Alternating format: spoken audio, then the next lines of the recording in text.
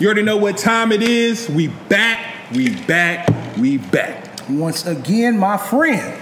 Kick Soprano in the building. We in here. When that song X Malone, we back with another Heat in the Streets episode right here on Live Hip Hop Daily. Oh man, hey, we had a little 2-week hiatus there. We did. We did the 4th of July thing. You know, everybody had the things going on with the family. Everybody was traveling and everything. And all that. You know what I'm saying? But that's over with. We back. Back to business. Hey, but that didn't stop me from doing my thing. The holiday don't stop. The holiday didn't stop. It don't make things stop, man. So I kept doing my little thing, you know what I'm saying, and picking up some stuff here and there, you know. But, you know, it is what it is, man. So what you bring by today? But no. What we gonna get into? Let's do the release report first. Let's jump off into that release report. Okay.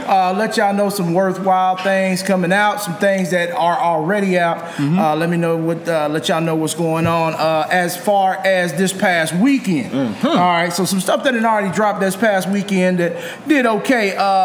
The Jordan 2 Decon Thunder colorway, Sail colorway, and Triple Black colorway. You had all three of those colorways drop. That's the Decon version. Some people, you know, was feeling them. I don't know if I'm, you know, feeling them. You know, twos is okay, but give me the OG twos. The Decon twos is like, you know, it is what it is. Are they bootleg or what is it? No, they're not bootleg. It's just some Jordan brand stuff. But I can see what you're saying because Jordan brand is bringing out some suspect stuff here lately. So you know, it's still, I'm good on those. Them Triple Blacks is all right, though. The triple, you could probably play those. You could play those. If I had to any one of those, I'd probably hit that Sail colorway, which is a light bone color. Okay. I think I can mess with those if I had to, but that just, it's not on my radar. Yeah, I tell y'all something else that dropped was the Adidas Ultra Boost 3.0, the multicolor version of this one, and it was still sitting on shelves. Really? When I look, and usually they selling out. So I don't know if this sneaker thing is taking a swing right now or what. But those were, before they came out, those were expected to sell out. Yeah, I thought anything with the Ultra Boost was selling out. Yeah, so I was looking for those to sell out, but they are actually still sitting on shelves when I last looked. So I was like, and they still had decent amount of size runs too. Man. You know, now the Ultra Boost is a comfortable shoe and all, but you know, maybe that was just a colorway that a lot of people wasn't feeling. But very true. Also, we had the Nike Kyrie 3 all black with the marble sole on it. We got the marble version of that one. That one was pretty good. That one did all right. And then the Kobe AD NXT in the all red university color. And then we got one more. I got one I want to get to real quick, and we need to take a second to really holler at this one right here. The Air Jordan 9 baseball glove, JB23. What are y'all doing? I really want to ask. I mean, are they reaching? What are we doing here? I mean, after you've done so much Jordan colorways, it's only... But you can never go wrong with that OG colorway. Very true. I mean, sometimes it's like an habitual line stepper. You don't just keep stepping across the line. You're stepping across the line now, okay? You're stepping across the line. I don't know how far y'all was reaching on them, but it's... No. Can you open that up? No, you know what I mean? You know, we can get into that, man. And it's it's literally a baseball. It's literally a base. They got a brown pair and a black pair. Now let me tell y'all how they doing this though. All right, you got the brown pair. You got the brown pair and you got the black pair. But let me tell y'all how they doing this. First of all, when you buy the shoe, you don't know what color you're getting. What? Brown or black? It's sealed. Inside the box, it's sealed. It's sealed off. You don't know what color you're getting. You don't know if you're gonna get the brown or the black. So you don't even get to choose, bro. All right, that's number one. Number two, it's a goddamn baseball glove, but you don't even know what you're gonna get when you spend the bread. All right, so you're spending $250 to not know what you get, not even know what color you get. And that's a risk. That is a risk. It's a risk to buy them because I'm gonna roast you if you got them on. I'm just saying, but it's a risk to buy them and not even know what color you getting, man. But I know it's gonna be some brothers out there that get them like, hey, I ain't got these. Is that a sign? Why is Jordan doing that this time? Like you just, I mean, just to touch on what you just said, they've come out with a lot of stuff. I ain't gonna lie, JB done came out with a lot of stuff. Jordan brand is, you know, they got millions of pairs of shoes out here. Man. But, you know, at the same time, you still can't never go wrong with that OG colorway type stuff. Red, black, and white. Yeah, you know, the red, black, and whites, you know what I'm saying? The wolf grays. True. Things of that nature. But, you know, I just wanted to touch base and see what the viewers and what you might have thought of those. I am really not feeling those right now. Yeah, I'm a 9 fan. I'm a real 9 fan. But I like the OG 9s though. You know what I'm saying? So I guess for a winter color it'll be alright. So what else we got on the release report? All right, let's get back to that release report, which it wasn't really a whole bunch going on. Those, and then you also had the white mountaineering Adidas NMD Trail in black. Those is all right. Okay.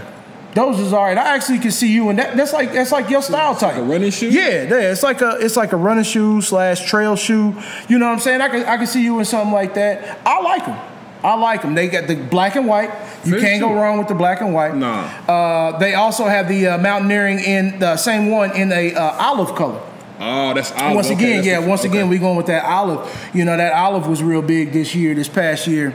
Yeah. They got the white mountaineering Adidas Stan Smith version too. Yeah, that's what I want. 3-strap. The 3-strap. Yeah. And we got those in white with the little hits of black right there on the back. Classic Stan Smith. Classic Stan Smith. You can't go wrong. You can't go wrong on that one. And they actually come out with the same one in the Stan Smith in the black and olive colorway. Oh, so you got the black and olive colorway on those Stan Smiths.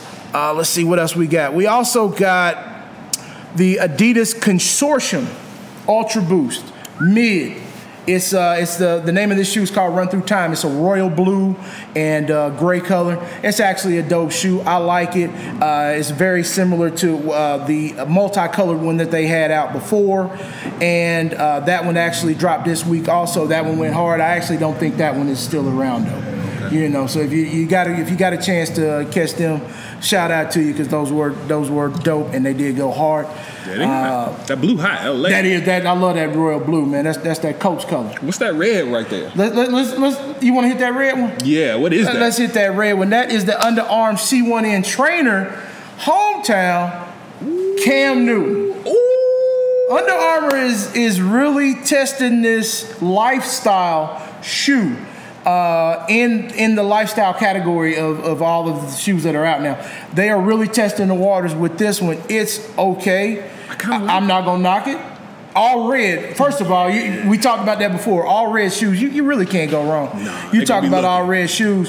And it's a Cam Newton. It's a Cam Newton. Hometown hero. Everybody loves Cam Newton here. I think this one will go. I think this one's a go. How much they going for is the question. Well, actually, I got this one right here. I think this one is set at, let's see what this one's. This one's actually set at $120. All right. Now, you got to look at the Steph Currys. Very true. They a little higher, but Under Armour is testing the market elsewhere right now. So yeah. I'm not mad at them for testing this. I know, I watch and listen to the Sneak Disc. Shout out to the Sneak Disc. I watch and listen to them a lot, and they were actually, we're talking about this one, and they were, asking about, could ASAP Rocky carry a lifestyle brand under Under Armour? And my biggest thing was, I said no.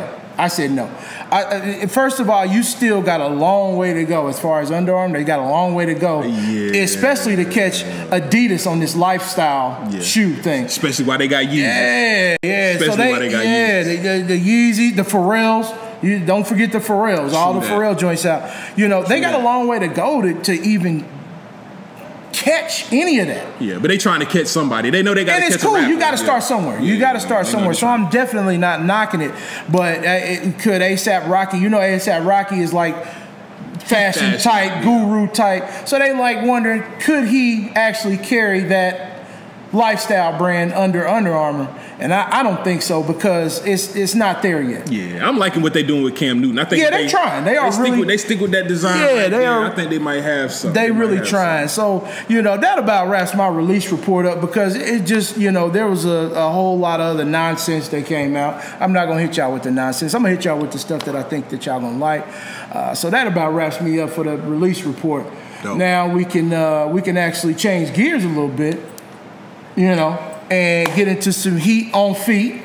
So I'm gonna let y'all know, I'm gonna give y'all some heat on feet, what I actually wore in today. I actually wore in my reverse shattered backboard today. This is actually what I'm busting today. Rocking it with the throwback Spirit of St. Louis, Moses Malone jersey. You know, I couldn't wait to rock this one. I couldn't wait to get that one off in there.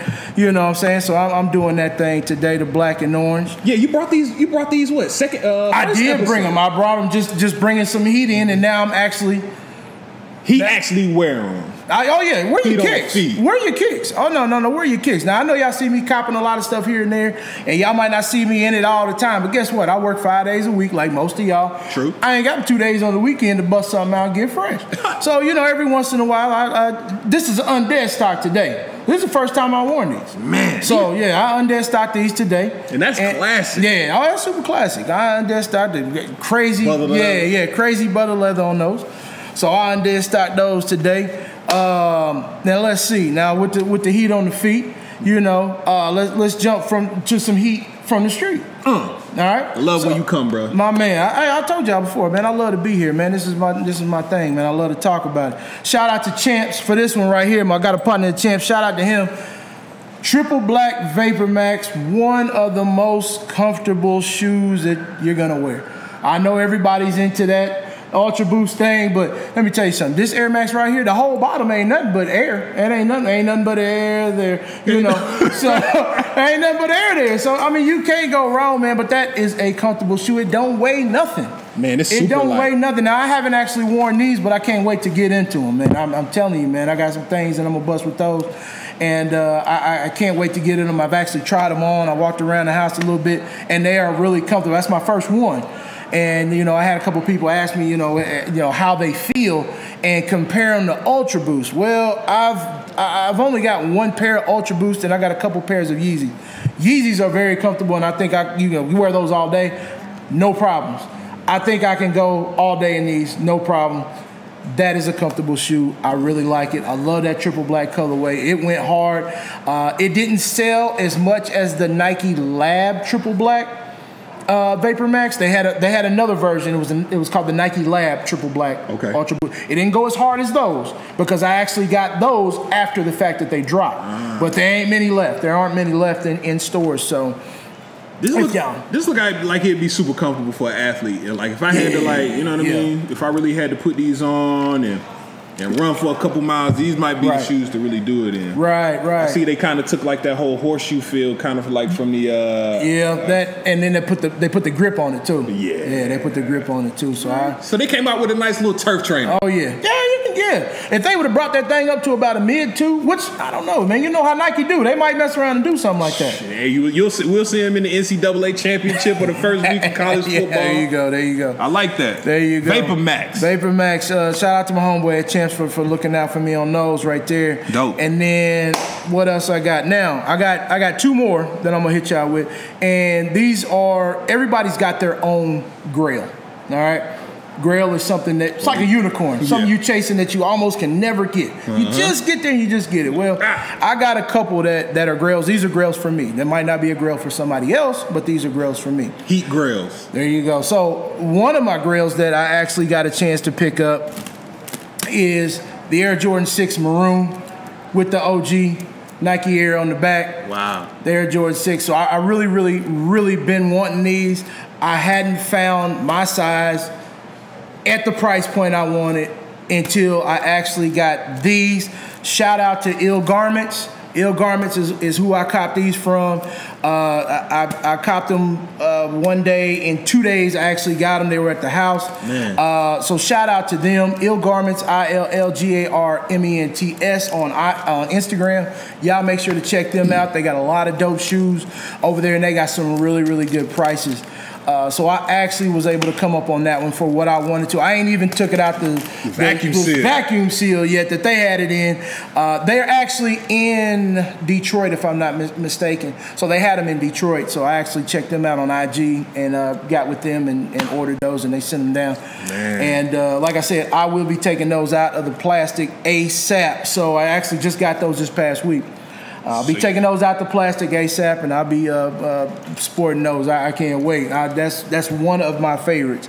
Yeah, these is comfortable shoes too. Yeah, that is really shoe. One I wanted to go hard for. So I got plenty of things to go with those. So I'm gonna be sporting those. So look for the Heat on Feet coming with those. Woo! I like that. The first DMP pack came out with these in the black and gold, right? It wasn't the maroon. It was a 6, but it wasn't the maroon 6. Black and gold. It was black and gold. Black and gold. Yeah. Black and gold. But yeah, I like these sixes, bro. I like that. So that's what I was doing on this one. Now, Grail. That one was one of my grails. Now this one right here is even above that one for me. Man. Now when these dropped, I wasn't able to get them. I tried and everything, and then right after they sold out, of course I didn't get a chance to get in them and get them before they sold out.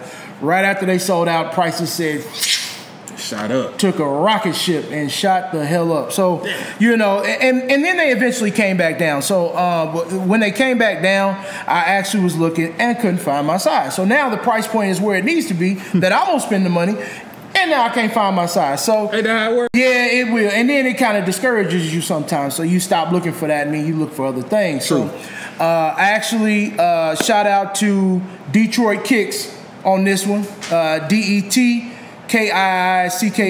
on Instagram. Shout out to Detroit Kicks on this one for the Retro One Royal. One of my favorite, besides the bread one, this is the number one for me. Gotcha. All right, so butter tumble leather on the front and the back. It's a Retro One, 2 different color laces.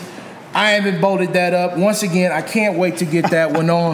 That is one of my favorites right there. Grail status for me. I know it's some other people out there that's Grail status for too. So actually, like I said, shout out to Detroit Kicks. Great price on those, super fast shipping.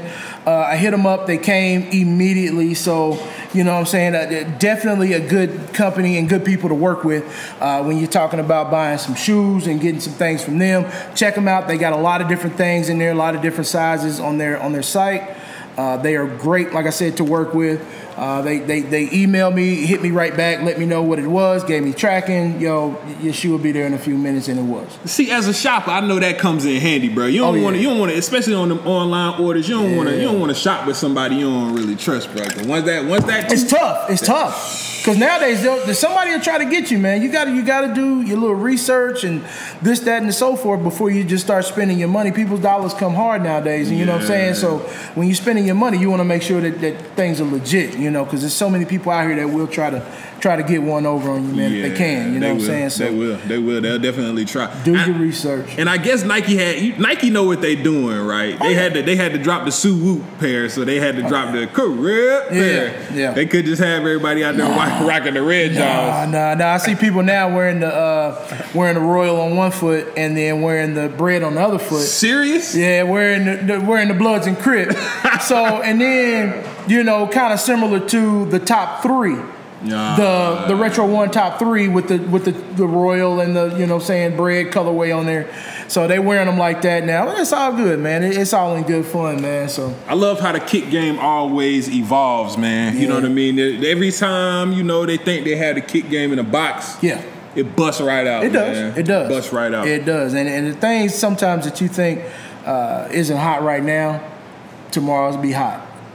The things that was hot today, tomorrow to fall off. Man, that's the sneaker game. That's the sneaker game, bro. Do you have anything else for us? Hey, man, I'm about done with what I had today. I actually got some more stuff, but I picked up so much stuff over the last couple of weeks since we took our hiatus. I just couldn't bring everything up today.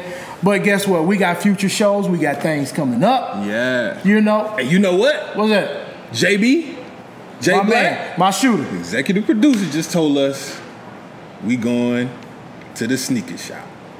We're going to the sneaker shop. You know I'm down. It's one coming. Okay. What is it? Sneaker Exit. Sneaker Exit next weekend. We're gonna be live from Sneaker Exit, man. We're gonna do some things down there, man. We're gonna do some shopping around, see what we see. I actually see if I'm gonna pick something up, if I'm not. I actually got a couple things that I'm actually looking for. So, you gonna be going with me? Can I come, bro? Man, ride out, man. We getting in the car, we riding together. My shooter Jay Black gonna be out there. He gonna be recording the whole thing live, and we may actually try to get on some IG live and some Facebook live while we at the show. And I'm gonna try to have a special guest come out with us. That'll be dope. Yeah, I'm gonna try to have a special guest come out with us. So it's kind of gonna be like a field trip. Yeah, we going on a field trip. All right, big thing. Y'all come along with us, man, and hang out and hang out with us, man, for a little while. All right. Well, you know, it's another exciting Thursday. Heat in the streets, you know, right here, Live Hip Hop Daily, Rise and Grind Morning Show. Always, every week. Kick Soprano, come through and do your thing. I'm in the building, and we out. Holla. Gwinnett Song X Malone. Yo. Before we get out of here, hey, if you do not have that app, what they need to do. That Live Hip Hop Daily app, you need to get over there, get up off your tail, get it on your phone, download it right now. Right now, download that thing, and you can catch all of the content that we got going on. There's plenty of other content besides this, but y'all can catch us and other things going on with Gwinnett X Malone on there. Every Monday, 10 a.m., man. Rise and Grind Morning Show, Live Hip Hop Daily. Heat in the streets. We'll see y'all next week, man. Peace. What up? We back with another episode of Virgos Know Everything. I go by the name of Big Will. I'm your boy, Young Pete. All right, and first we'll start off with how was the weekend, man? What you do this weekend? Man, weekend was cool, bro. I was to be honest, bro, I chilled, man. I ain't do nothing, man. I kicked back, man. I did a little moving around a little bit, but like Saturday I chilled. Sunday I went to the booth, you know, did a little bit, man. Nothing too major. Got some rest. And I even missed power, bro. Man, hey, you missed the cold one, man. It's starting to heat up. Yeah, you know yeah. I heard, man, everybody talking about it. It's kind of pissing me off, man, because I don't want to hear about it before I see it. I know a lot of people can feel me, you know what I'm saying, when it come to that. So I was finna say, man, I was gonna give you some spoilers. Nah, don't give me no. I don't want no juice, bro. Don't spoil nothing for me. What? Come on, man. You gonna tell me? Chill, bro.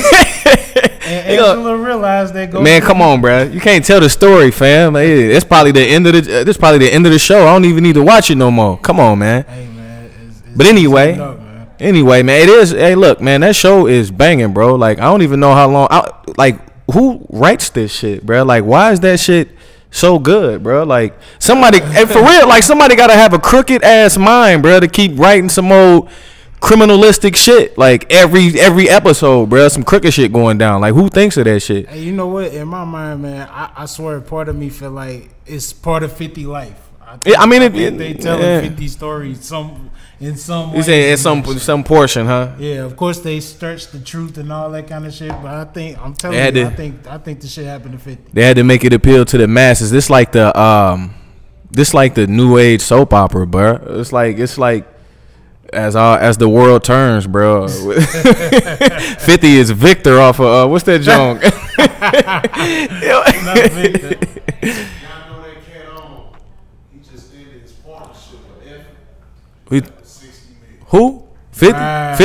50? Come on, man. I don't, bro. If he ended his partnership with Effin, bro, and he left with 60 million, I mean, it don't surprise me, bro. He like once again, bro, like I say, Jay-Z, 50 Cent business acumen is crazy, bro. You know what I'm saying? Like, that nigga make the right moves. You know what I'm saying? He, you know, the difference is Jay-Z got a little bit more finesse. That nigga 50 just a bully. You know what I'm saying? You got a straight bully, cuz. But flat out. Sometimes the bully thing is the best way, man. Hey, man. You got to get it how you live, especially if you get shot 9 times, bro. What's stopping you, cuz, after that? Nothing, bro. If you don't make it after you get shot 9 times, bro, go home. Go home, take a nap, don't wake up. Straight up. But me, I spent a lot of time in the studio. You know what I'm saying? I'm definitely working on my next project. As a matter of fact, I got a single. You know what I'm saying? Shameless plug with my boy. Shameless MP, plug. You know what I'm saying? Record called Call. So y'all gonna be hearing that real soon. You know, so. Yeah, I like that joint, man. It's nice. Yeah, it's real nice. And I ain't saying that because I'm on it neither. But I thrash my dog. No. I thrash my dog on the verse. He don't want to fess up. Ain't nobody knows me know that man. That never happened. They know they should know better. Never happened. I'm telling you, cuz last time I played it for somebody, it was like, yo, you should have left homie off. Please stop it. Please stop it. Should left homie. We know that's not the truth. Should left homie y'all know off. my history. Y'all know how I Yeah, play. I don't care about history. I ain't gotta talk about it. I don't care about history. That's what's up. So that's what's up. Either way, so you know. See somebody in their feelings. What they say? Big mad or little mad? Big Will is big mad. No, it's all, it's all love though. It's all good. So on to today's topic. This guy. On to today's topics. Let's see. First, I wanted to start off with after the success of singles like X, Red Ops, and IZA, and a highly publicized relationship with Amber Rose, XXL 2017 freshman 21 Savage stole 77,000 equivalents first week. Is it a flop or is it a success? For him, where he come from, his type of music and his achievements, I think it's a success, bro. I mean, because it's 21 Savage, bro. Like, and 9 times out of 10, I guarantee you, he probably don't give a shit about none of it. You know what I'm saying? I think he just living his life, bro. That success, it happened to come along with it. You know what I'm saying? And he just doing his thing. I'm pretty sure. You know what I'm saying? Whatever his numbers would have been, I'm pretty sure he'd have been happy with it. You know what I'm saying? Because he been shit. He doing his thing, bro. You can't even knock him. He doing his thing, bro. And he's staying in his lane. You know what I'm saying? Yeah. And then he got him a bad one. And I mean, and to a certain degree, that makes sense. But at the same time, this is still the music business. And I mean, I think Dude had a better rollout than anybody else in his freshman class. And to be honest, Better than Yachty? That's kind of, yeah. Well, Yachty exception. He's an exception. It was a different rollout. You know what I'm saying? Like 21, like to me, he was rolled out to be taken a little bit more seriously than the Lil Yachty. Had a better rollout than Kodak too. I think Kodak just had records. You know what I'm saying? I think Kodak had records. Well, I don't like Kodak music because I ain't a trap music type of nigga, but Kodak is, I think he more consistent than all of them. You know what I'm saying? As far as what he put out, far as his style of music, and like he really true to himself. You know what I'm saying? When he dropped them records, like I don't know, I can't get with Lil Yachty. I do a 21 Savage track before I do Lil Yachty. Then I go with Kodak. Well, see, I say that he had a better rollout. The reason why I say that is, one, he had Amber Rose. He got records with the biggest niggas in the game, Drake and Future. You know what I'm saying? Like, you know, I think those were real big things. Yeah, in most terms definitely. of a rollout. Like, you know, you can't ask for much more than the hottest niggas in the game. Yeah, that makes sense. And like I said, he got a bad one on his arm to to top that off. You know what I'm saying? Like, okay, I'm rocking with Drake and them, and then, you know, even though I ain't gonna talk bad, you know what? I have a different respect for Amber Rose because I seen the Drink Champs joint earlier today, man, and she straight, you know, spilled her beans, bro, and she just like a normal chick from the hood. I never really like took it. Huh? She just put it all on the table, bro. Like, she just spilled her beans. You know what I'm saying? She was just like, yo, you know, she didn't grow up with nothing. She slept on the floor. You know what I'm saying? I ain't like the fact that she said she came from a place where it's not a lot of pretty women or pretty people. I'm like, bro, you smoking crack, bro. Some of the best crack. So it's like, I ain't agree with that, but her story and all that, man, I got a different respect for her. So shout out to Amber Rose. But to go back to your topic, I mean, I feel you on the rollout shit, man, because I think he did it better than everybody else too. You know what I'm saying? Yeah. I think as far as, you know what I'm saying, his setup and you know, what his success looking like right now, I think it's nice, man. I don't know. I expected, especially how big of, you know, his image is on social media. I just expected a little bit more than 77,000. Yeah. Nah, it's good. It's good for him. I mean, like, Maybe my expectations was just too high. You know what I'm saying? What did you expect? I thought he was gonna at least do 100. I ain't think that, bro. First, was that? I'm gonna tell you why I wouldn't have expected him to do 100 and why 77 is good in my personal opinion. Jay-Z just came.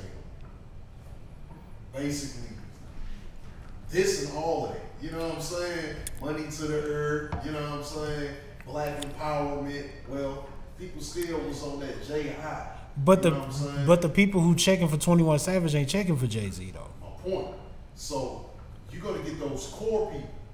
You know what I mean? You ain't gonna get too many scragglers because the scragglers over there fucking with Hov.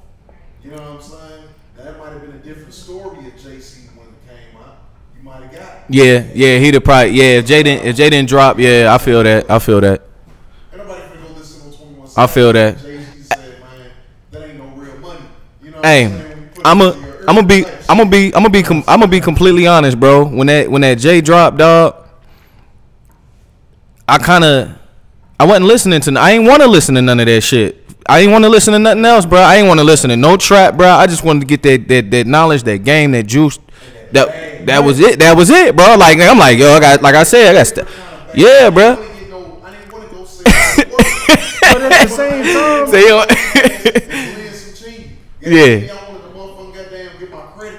yeah, but I feel that. Just last week though, y'all said, well, especially you, but you said that the Hove was like a one listen. It was two. Yeah, it was nourishment, man. It was nourishment. Especially as a black man, it was nourishment, dog. Like, you know, even though people was like, yo, they was like, you know, Jay-Z just like 5 or 10 years ago, nigga was showing money, rocking chains, buying fast whips. But it was the evolution, bro, that people didn't really take a listen to. You know what I'm saying? And they didn't soak it in. So it was like.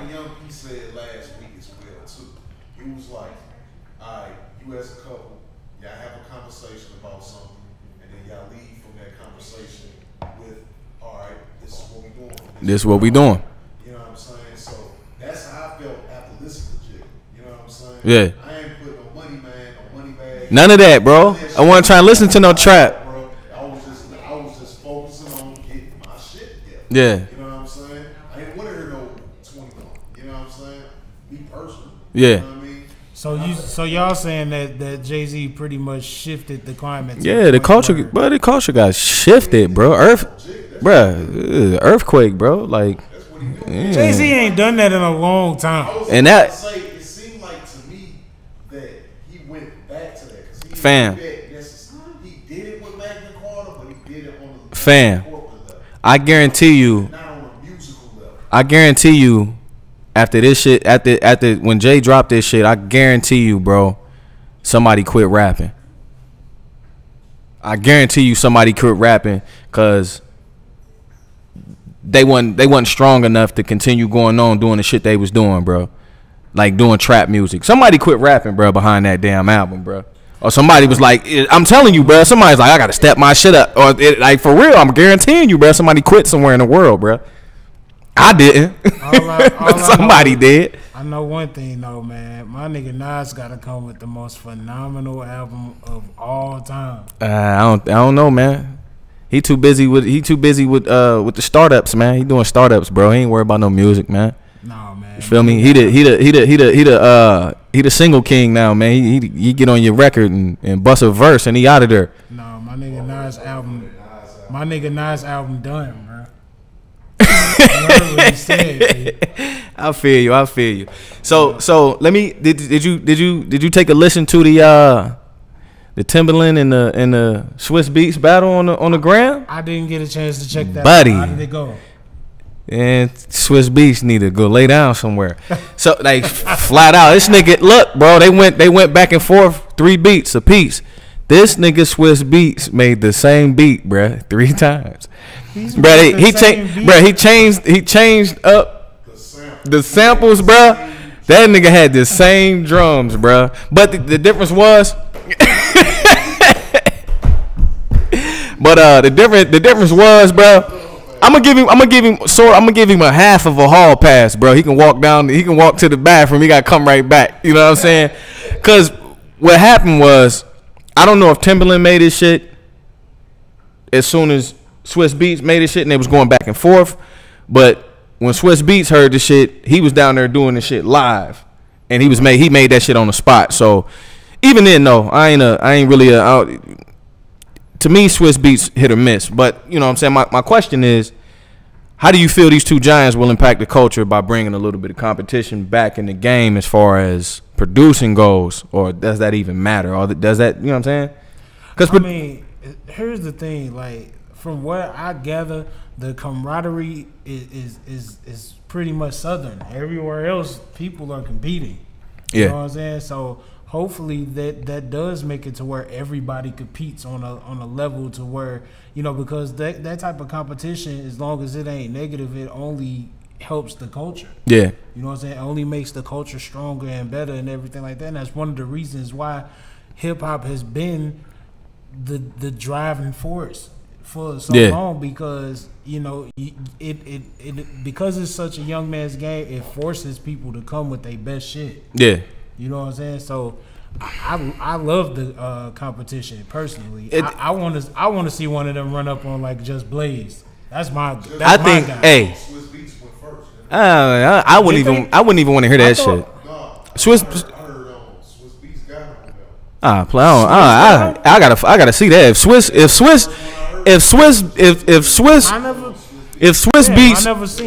Swiss Beats smash Just Blaze, something wrong, bro. I wouldn't even want to see that battle, because I really ain't a Swiss Beats production fan, but I feel he could have done better with Cassidy. Like, personally. You think he could have done better with Cassidy? Yeah, man. Cassidy didn't have the right production, fam. I could agree. Oh man, you bugging. You bugging. He ain't had the right production. That was whack. That beat was, bro. That beat, I hated that beat, bro. That beat was whack. No, the song was dope. I didn't like the beat. I didn't care for the beat, bro. I didn't care for none of Cassidy beats, bro. I believe, I don't know. He just had a relationship with Swish, and I believe that's just what they did. You know what I'm saying? Cass had that Rockefeller sound. Man, he'd have been on, bro. Come on, bro. Just like, bro. If Beans was with Swish, bro, he wouldn't even have made it as far as he made it, bro. For real. But anyway, I would rather. Me personally, I would rather hear a beat battle than a rap battle. You know what I'm saying? Because I know you come from the battle culture, so I'm dissing you. I'm dissing you a little bit. I can't really. I'm dissing you a little bit. Nah, bro, because they say the same shit, bro. Every rap battle. I mean, every rap battle, fam. A battle is a battle. You use what you got. Like, that's like saying that everybody used the same. Drums they do. When they do a beat battle. I don't know. Like, I don't know. I like melodies more than I do words. You know what I'm saying? So I mean, well, hate me for that. You just an R&B guy, man. I ain't no R&B guy. I got bars. That's why, you know what I'm saying? He's just mad because I thrashed him on this song. They ain't never.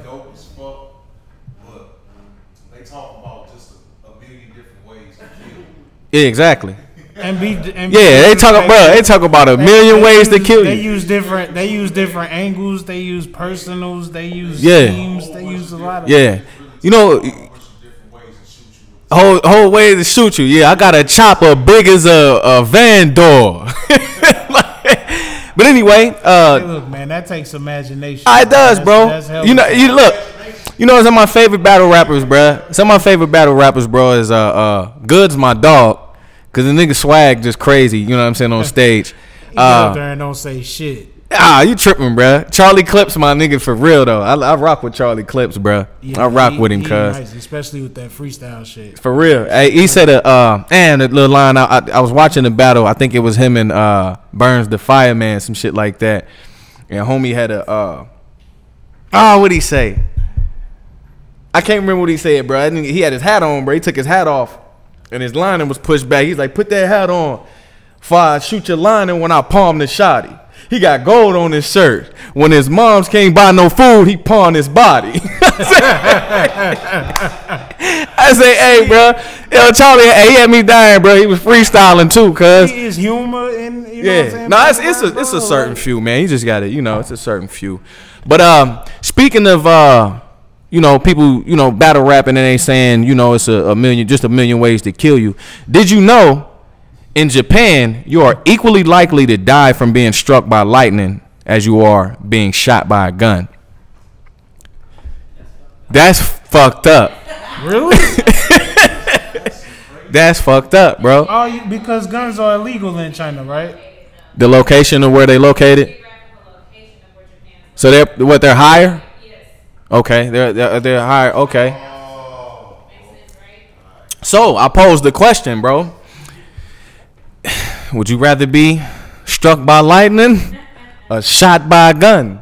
Man, just shoot me. It's a different type, bro. It's different types of guns, bro. Yeah, but if you shoot somebody in the right place, this is one and done. If you get electrocuted, it's not just instant. Like you gonna. Most of the time it's instant, bro. You out of here. Well, I can't. I don't know, so I can't. I don't know, man. From what I saw, that. If I'm gonna die, I'm gonna die by getting shot. You gonna get shot? Everything's gonna get shot. Nobody engaged. Yeah, They say, yeah, big homie, he's at 6'9", he's like 250. Died by electrocution. Like, damn. Yeah. Yeah, a little bit. I feel that, though. I feel that. All right, so Meek Mill is doing pop-up concerts for his new album Wins and Losses, slated to drop on 7/21. Meek has experienced more ups and downs than any other artist of today and has somehow found a way to survive those ups and downs. If this album is successful, can he be considered one of the greats of his era? Damn, they shooting him down already. This what I say, bro. It's too. And he gonna laugh at Meek Mill, cuz of his era, bro. Of his era. I feel you. You can't name 10 guys better than him. This what I'm gonna say. It's too early to even associate. It's too early. From 2010 forward. It's too early. Why? I mean, the dude he's had a #1 album. He has a classic record. Bro, it seems like everybody. It seems like every time somebody drop an album, they #1, bro. Like what the fuck? Everybody, bro. All you gotta do is get a #1 album. Let's drop an album. And drop your album. Ain't nobody else got their album drop. It don't matter. He did it. That's it, bro. It don't matter. So listen, this my opinion, bro. I would say it's too early to associate the word great with Meek Mill in any fashion. You know what I'm saying? I don't care how much they hate on him. I still rock with him because he still be doing him. You know what I'm saying? No matter what goes on, bro. You can say whatever you want to say about Meek Mill. He's still gonna pull up where he gonna pull up at. He's still gonna drop what he gonna drop, dog. He's still eating. He still got deals. He's still getting money. So, I mean, it's like. What I can say about Meek Mill is he knows how to stay. Because he is like that's what he does, bro. Since he came out. I believe that. I believe Meek Mill is authentic, which is the reason why he's able to relate to a lot of these young cats because he connected with the young niggas. Yeah. You know what I'm saying? The niggas that's out there, and he makes it his business to do that. I got that from his Taxstone interview there. Yeah. Makes it his business to be out there in the streets. That's what's up, man. You know what I'm saying? That's what's up. So I think that's playing a part, and the fact that it's cool for the weirdos for him to be an egg. You know what I'm saying? He's the poster child for an egg. Yeah, they do. They be, bro. They be. But see, the thing is, they be handing him L's. As great, or as quote unquote great as Back to Back was. He's still here. And that when it's all said and done, like you take a look at some of the greatest battle raps in history. When you lose bad enough, nobody wants to hear from you. You know why, bro? Because it's a different game now. You got so many platforms, bro, where you can't shut down my shine, bro. Cause you got the internet, you got everything, bro. The internet is pop, bro. You can't stop these thumbs, bro. You can't stop a billion thumbs, bro. If people don't, everybody on the net, fam. They don't want to hear from. Man, please. It goes back to the saying, bro. You know what I'm saying? For instance, let's take the Ja Rule situation. All right, not only did he lose hella bad to 50, but they whole label went down. Yeah. All because of that Supreme shit. Yeah. You know Right. what I'm saying? Now, if that would have been in this day and age, they could have still been feeding out music just in an independent manner. You know what I'm saying? But they weren't able to do that because the machine got shut down. You know what I'm saying? You can possibly say the same thing about Lil Flip as well.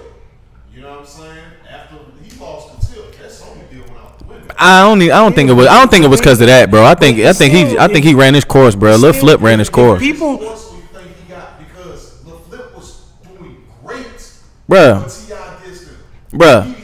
I'm gonna be honest, bro. I don't think T.I. killed his career, bro. He did. I don't think he did, bro. I don't think he did, bro. I don't think he did. He and not only he did it. Hey, bro.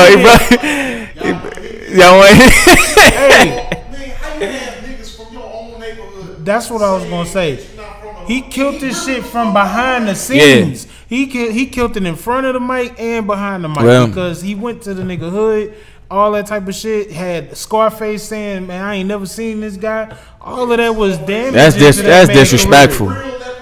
That's fucked up. That's fucked up, cuz. Yeah. That's fucked up. But going back to what I said, when the people don't want to hear you, they don't want to hear you because when it's all said and done, Nicki has a big platform. Nobody wants to hear her right now. I never did. When the people turn on you. I never did, bro. Like bro. Why isn't her shit popping then? She popping. She probably overseas popping. Like 3 records, and none of them took. They trying to make that no fraud shit. And it didn't work because when the people don't want to hear you, they don't want to hear you. A lot of people don't impress me, bro, and Nicki was one of them. You know what I'm saying? That's my point. My point is he got dissed by the biggest nigga in the game, and he's still here because he still got his core following. You listen. You talking about Meek Mill? Yeah. I'm gonna tell you why, bro. It's because nobody respects Drake in that manner, bro. Nobody respects Drake as a career killer, fam. Now, if 50 did that to Meek Mill, he'd have probably been out of here. Jay would have did that to Meek Mill, he'd probably been out of here. I don't know if Bro, everybody think this nigga Drake is soft, bro. He can't even get the body by a singing nigga though. Hey, that's a nice line. That don't. But at the end of the day, it's sticking around because he's the poster child for being an A. Every time I don't even know. I don't think it's that, bro. They just went viral with some Instagram comedian shit. I saw that. She was flaming his motherfucker. It's look. And everybody said Meek takes another L. That's just that's because he's the poster child, bro. It's cool to make Meek an L. I didn't think this shit was funny. I didn't either. She wasn't. She's not funny to me. Like when it comes to she's funny. Hold on. I'm gonna keep it 100. I'm gonna keep it 100, dog. When she talking about some real shit or some black people shit or some female shit or some hair shit, she funny. Roasting, she might as well leave that roasting shit alone, bro. Hey man, because it's too many big boys in the roasting game for her to even. I like her style though. I like her style. But that don't I like her style. Her Joan game, that shit. When she spit on that nigga Meek Mill, that shit was buns. That shit was Buns McGee. That shit was hot, bro.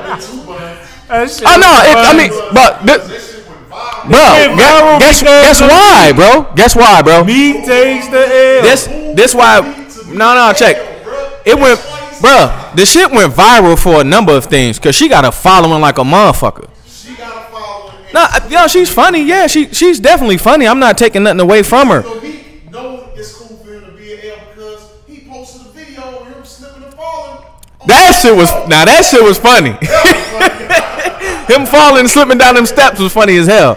Now look, hey, do your thing. So let me say how this.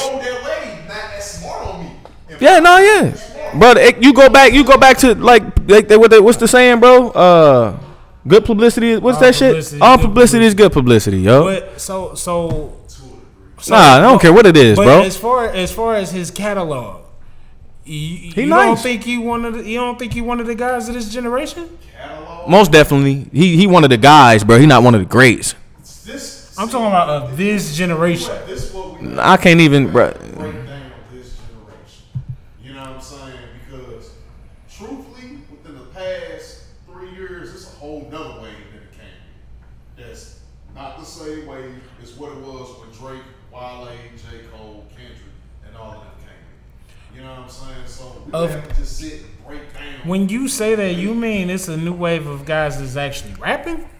It's just a new wave of people coming in. It is. It's so many. Bruh. Because see, the thing is, like, I can't really categorize those guys as, like, for instance, like a 21 Savage. I wouldn't compare him that, like, you know what I'm saying? Because back even when, you know what I'm saying, when we was in high school, we had, like, what? You had your Jay-Z and Nas shit that the niggas was kicking lyrical shit, and you had your, you know, down south shit that was more fun and bass driven, you know what I'm saying? So I wouldn't compare those two. But as far as rapping actually being good, I don't know too many guys that came in that was dope. I'm gonna say this, bro. With the saturation of the game as it is today, I completely agree with you at that aspect. You know what I'm saying? Like, he stands out because tomorrow Lil Molly Wop finna come out. You know what I'm saying?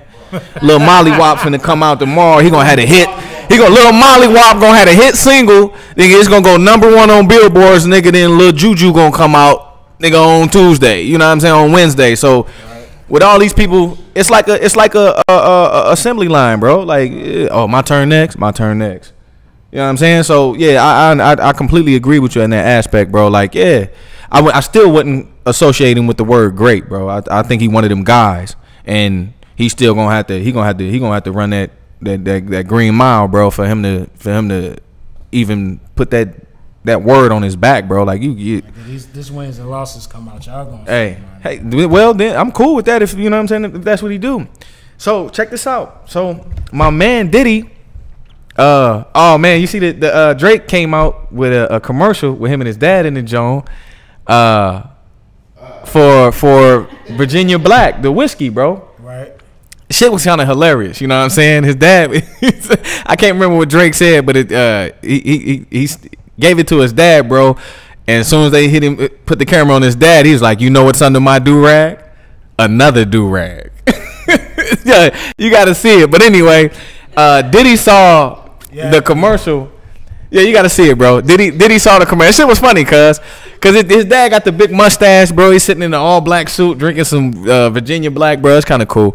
But Diddy saw the commercial, bro, and he was, you know, he dug it, so he stamped it. You know what I'm saying? He supported him like, yo, it's always great when, you know, one of our own owns something. You know what I'm saying? Which is cool. Right. Now, my question that I pose is, you know, all this liquor out here, bro, and everybody got their own preference, bro. How important is it that we support Virginia Black just because it's Drake's, which is, you know, I don't know what he is. Anyway, is he black? Is he Italian? Jewish? Is he Asian? This nigga is what is this guy, bro? Look, why is it important to, like everybody says, to support you know, Virginia Black and not other whiskeys, bro? Because I dabble in a little bit of everything. So, well, here's my thing. Like, while I feel it's very important to support your own, I'm going to support quality. If it's not quality, I'm not. So you like, good? For instance, I love 50 to death. One of my favorite moguls. You don't rock with the effing? I'm not fucking with the effing, bro. You ain't fucking with the effing vodka? I had the effing. You ain't effing with effing, bro? You ain't effing with the effing? He's the jiu-jitsu. He ain't even finished the jiu-jitsu. I mean, you know, I wouldn't. The vitamin water wasn't. Yeah, it wasn't. It was kind of cracking, bro. The what was that? The pomegranate, the acai berry, one of them Jones, the dragon fruit. Everybody got a dragon fruit. Everybody got a dragon fruit. I'm not a huge fan. Not Ciroc. I fuck with Ciroc. Ciroc's good. You know Ciroc's good. Ciroc's good. Because it's 75% instead of the 80. It's a little bit smoother. It still gets you where you going. Well, you know what? Nice taste to it. You know what? I don't fuck with it. I don't know if I'm gonna tell. I'm gonna look it up. I fuck with the Douce too. The Douce banging. And you know what? And the packaging of the Douce, I like that. That bottle's a little evil though, but it is. It's a little evil. The double dagger, that shit. It was evil. Hey, look, I was one of the first niggas to have a bottle in St. Louis when it wasn't even out. You know what I'm saying? Shout out to me. Shameless plug. Shout out to me. Huh? What'd you say? What's the Virginia Black shit about? Like, I don't. Is it quality? It's a whiskey. I've never had it, so I'll definitely I'm gonna try it out. But I've been hearing about it. I mean, well, he rapped about it in that shit. What was that song? Virginia Black. I can make enough money off of that and not even rap, some shit like that. Oh, Facts. So he didn't have that. Oh, Yeah. okay. You saying support, but support if it's quality. And I feel that. You agree with it? I feel that. I mean, I like the drink, bro. I like trying different shit though. You know what I'm saying? Definitely if it's smooth. Like I drink whiskey, bro. I drink scotch. I like my draft brews. Yeah, I put my man. Yeah, he tried to put Big Will on some scotch like it was his thing. You know what I'm saying? I put him on the scotch. You know what I'm saying? He had a Rose Bar. Like, yeah, I'm on this Macallan 12. Yeah. I'm like, bro, I had me a cup. I say, yeah, bro. So I think he had 2 cups and he was slurred, bro. He couldn't even get to the crib. Who, me? Nah. Oh. Gage, bro. Oh, okay. He thought he had a cup of hen, bro. Nah, yeah, smacked him. Yeah, Scotch. He left out the bar with a load. But you know what? I ain't gonna lie. Like what is it? The Johnny Walker. I don't really like Johnny. It's good. I had the platinum. It's that good. Shit is on point. It's good. I like the shit. This my taste, bro. My taste with everything, bro. I don't care if it's music, clothes. I like the shit that is not as popular, but like you said, has great quality. Like Del Winnie 14 year, bro. Shit's amazing, bro. Balvenie is also good. Oban 14. Real smoky, you know what I'm saying? So I can't wait to try the Virginia Black, man. Hopefully, because I hate supposed to be having our drinking contest too. We was, but you something happened, bro. I think you bailed out on me, son. No, don't put that on me. I think he got scared, bro. No, don't put that on me. I think he got scared, bro. I'm the one who brought it back up, so you know I ain't. I think you got scared, bro, and grew some perky ones. You know what I'm saying? I think he grew some perky ones on me. Yeah, you know what I mean. Teddies. You know what I'm saying? I think he grew some teddies. So look, did you know as of May 2015, 2.3 million Americans still subscribe to AOL dial-up internet, bro. Wow. Bro, they had to be 60 and up, bro.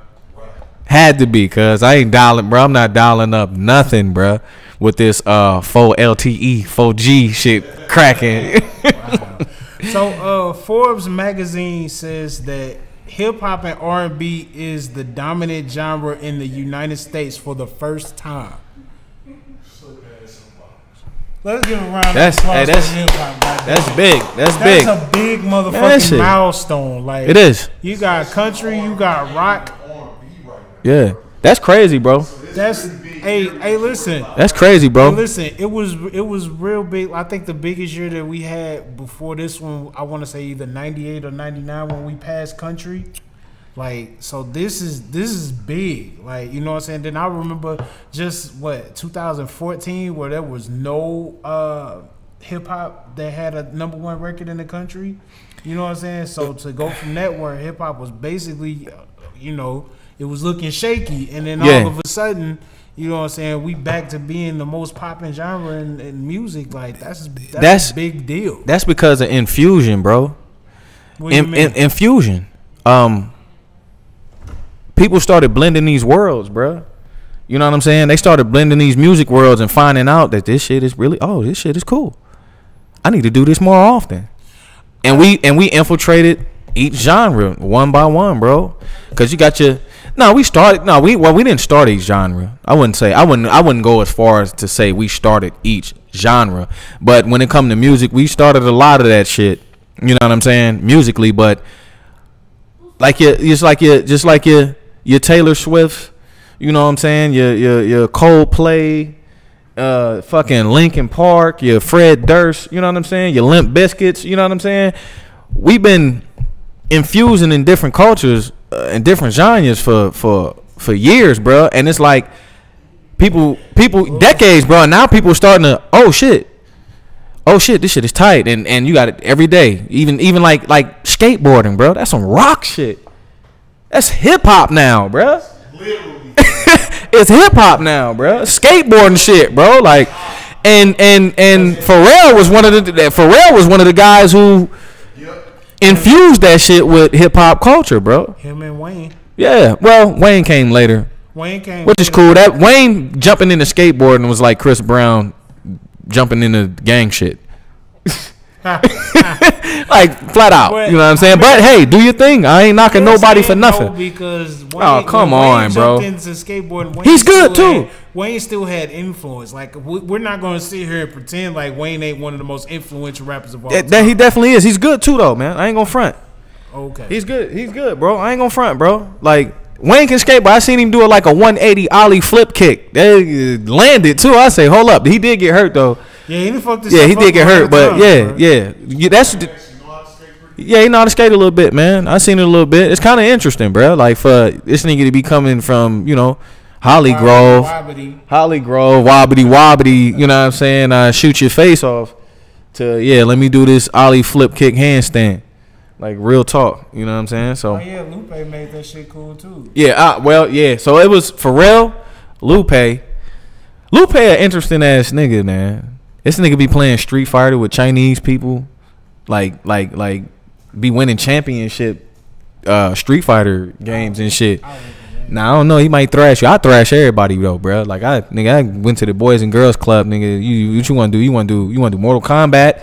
Now look, we can't do a PS4. We can't do we can't do an Xbox. I don't know none of that shit. We can't do a Dreamcast. Nigga, got to be Super Nintendo, bruh. Or Sega, bro. I still work you. No, I thrash you, son. With the 6-button. Let me tell you something, bro. Let me tell you something. I go back, bro. You probably ain't never had a Turbo Graphics. You don't even know what that is. I know what a Turbo. Okay, all right, cool. All right, my bad. They have one. Look, my homeboy Rob had. Okay, one. cool. I had a look. Turbo Graphics is, look, so I had a Turbo Graphics, right? I got my ad noise taken out. Right? So when I got at the hospital, my dad bought me a Turbo Graphics 16, right? Right. Played that shit for one day and they took it back. Took it back to the store, bro. I got the money back. We couldn't afford this shit. Hey, the Turbo Graphics was high as fuck, bro. Couldn't afford it, bro. Oh yeah, they was expensive. 16 bits. It was a 16-bit game. It was Turbo Graphics 16. It was before Sega, right? It was before Sega. It was either before or after Atari. So I think Atari was 8 bits. Turbo Graphics was 16. Nintendo was 24. And then Super Nintendo was 16. Okay, some shit. Sega was 16. Yeah, some shit was like that. Super Nintendo, Sega Genesis. All right, so check me out. I know you done seen some of the clips with that boy Conor McGregor talking bad about my man, cuz. Oh my God. He talking bad. It's like, you 40 years old. You 40 years old. It's hilarious, bro. What you got a book bag for? You're 40 years of age. He said you're 40 years of shit age. He's saying is racist as fuck. He not racist. He not racist, bro. He in the back with Swiss Beats chilling. That don't make you not racist. Hey, that don't make you not racist. Hey man, look. Check me out, cuz. Look, check me out, cuz. I have black friends. So what? Hey, look. Guess what? Guess what, cuz? If the nigga got the balls enough to say the shit in front of everybody and whoever he in front of, hey, do your thing, bro. Do your thing, cuz. Racist or not, bro. Like, I don't feel like he racist, bro. And check me out. I don't feel like he racist, bro. He on the gram, which whatever. He on the gram riding around town banging Tupac, bro. I guess racist people listen to black people. It doesn't matter. He do it. Hey, unless it. Hey, bro, check me out. Unless it come out his mouth, bro. And my man dropped the M-bomb and do all this shit about. Dance for me, boy. Dance for me, boy. Man, stop, bro. Everybody y'all trying to be soggy. White person is white. Man, y'all. Look, bro. It's certain when it's all said and done, it's certain things that black men can say to black men that white men can't say. Later for that. Just the same way Guess you what? call your girlfriends bitches. Guess what? What if a dude call you a bitch, you'll have a problem with? Oh yeah, it's the same thing. Most definitely. Look. How is it different? Wait a minute, I want to hear wifey. How is it different?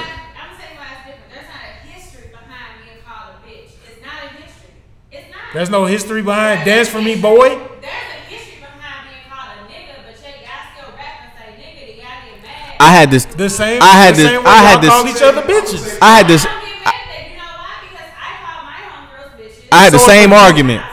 So if a man walked up to you and was like, "What's up, bitch?" you would be good with that. Just don't believe. Now listen. If I'm around, and that's what and we. If I'm around, nigga getting his whole egg cracked. You know what I'm saying?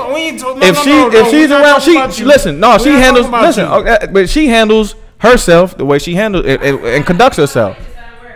But what I'm saying is, if I'm walking around bitch this, and then somebody that I don't know can't be mad. I said the same. I had the same argument. I honestly don't. You can't get mad. A man can walk up to you and call you a bitch and you be okay with it. That doesn't mean anything. That doesn't mean that you wouldn't be offended by it. I'm not saying I don't feel the type of way about it, but my whole thing is if I'm walking around in my daily conversation, I'm around everybody saying bitch this, bitch that, what's up, bitch, and somebody call me a bitch, not mad at you because you got it, but I've been throwing out bitches left and right. What do you think that words have multiple meanings to them? This is my thing. I don't say nothing out loud. Seriously, Hey, look. Hey, I feel like. I think words can have different. I feel like the word nigga. I feel like black people, like you said when we talked about the comedian guy. Man, later for that. Black people took the power that white people used to possess in that word and took it and made it belong to us, which is why we're so able to freely say, "Hey, you my nigga." That's my nigga. Man, later, man, that shit. It's still. It's a part of our dialogue now. It's a part of our ebonics or slang. So if you come into our culture, you know what I mean, infiltrating our culture and saying that word, so you're disrespecting. So this the thing. This the thing right here. This the thing. This the thing, cuz I don't feel like at the end of the day, bro, I don't feel like me personally, I don't feel like Conor McGregor's racist till he say some shit that's really blatantly racist. But anyway, when it come to this, when it come, yeah, man, Floyd gonna win. So that's what I'm saying. Do we actually need to see this fight, bro? Floyd gotta do this one for the culture, bro. He might get his ass whooped just cause. Nah, I ain't talking about Conor. I'm talking about Floyd. Floyd is definitely not going. Hey, I'm taking all bets. It might. Hey, I'm taking bets though. We ain't even gotta argue. Hey, I was gonna say, don't talk her out of it. I'm taking all bets. It might be that one, bro. Listen. You know how shit work out sometime, bro. It might be that one that he needs to do this for the culture that he take the L on, bro, and it be some bullshit. Hey, here's the thing. When it comes to Floyd. First of all, me personally, I don't think Floyd would pick anybody that he couldn't beat. He's at the space of his career right now. He picks and chooses his battles. He ain't gonna take somebody he can't beat. So look, people really realize how skilled. No, that nigga skilled. Everybody know. Everybody know he a technician, bro. Everybody know he a technician. Unskilled Conor McGregor is in the field. Hey, look. If this was UFC, this would be a different beast. Every dog has his day, bro. And when you got heart, bro, sometimes heart beats skill, fam. Sometimes heart beats skill. But listen, Do we actually need to see this fight, bro, or is this another? Look, lie. man, is this another waste of money, bro? I ain't gonna lie. I'm sold on it. Is it? I watched the press conference. I wasn't sold at first. I watched the press conferences. I'm sold. This shit like some. I might even. But this shit like. I think I'm gonna order the motherfucker. Speaking of sold, did y'all heard the last press conference? I ain't heard the last. London? Floyd Mayweather said after he whooped him in the ring. I did see that. Hey, I hope he ain't mean that. He not doing I that hope shit. he ain't mean He not that, doing bro, that shit. He not doing that shit. Octagon, he gonna get skull drugged. But Will we come to your house for the fight? yeah. Will's crib for the fight. With it. For the fight. So on to Somebody get another their ass topic beat. that I definitely want to discuss, and this is kind of a serious topic. R. Kelly is in the news again for being involved with underage girls. My guy. It's serious because and the reason why I say it's serious is because we are not taking it serious enough.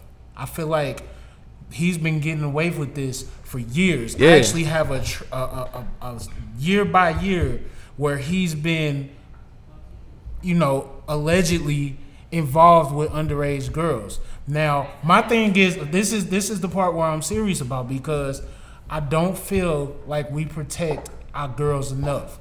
Those girls are getting targeted by a man who knows what he's doing, and we blame those girls. Further than that, I would go on to say that if R. Kelly was having sex with boys, his career would be over, and nobody would come to his defense or anything like that. And in my opinion, I feel like that shows that we don't place enough value in our young black females. You know what I'm saying? And it's because they black females. You know what I'm saying? The black females are unprotected. Starts at home. Everything starts at home, yo.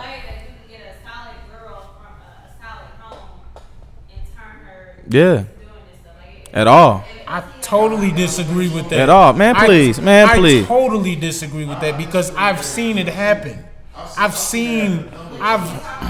It'd be a lot of times where the girls who come from these street homes where they was raised in the church their entire life. I didn't say street, I said solid. Yeah. When you say solid, what do you mean by that? Solid is you have a relationship with your mom. You can come to your mom. You can talk to your mom. You can talk to your dad. Your dad was there. Like, I don't know. Mama could need to be solid as well. That's what I'm saying. Like, your family. Definitely. I think. So you think if you come from a solid foundation, that still deletes temptation? For instance, I was raised by a single mama, me and my brother, right? I had a solid foundation growing up. Me and my mama, like, I could talk to her. Like, there was no way that somebody could come to me and say, "Hey, yo, let's go over here. We finna do this." I'm sorry. Go ahead. I didn't mean to interrupt. No, it's fine. Just because, like, I know that I had, like, my mom spoke that stuff instantly. Like, we talked about that. You know what I mean? Like, Hey. it wasn't naive.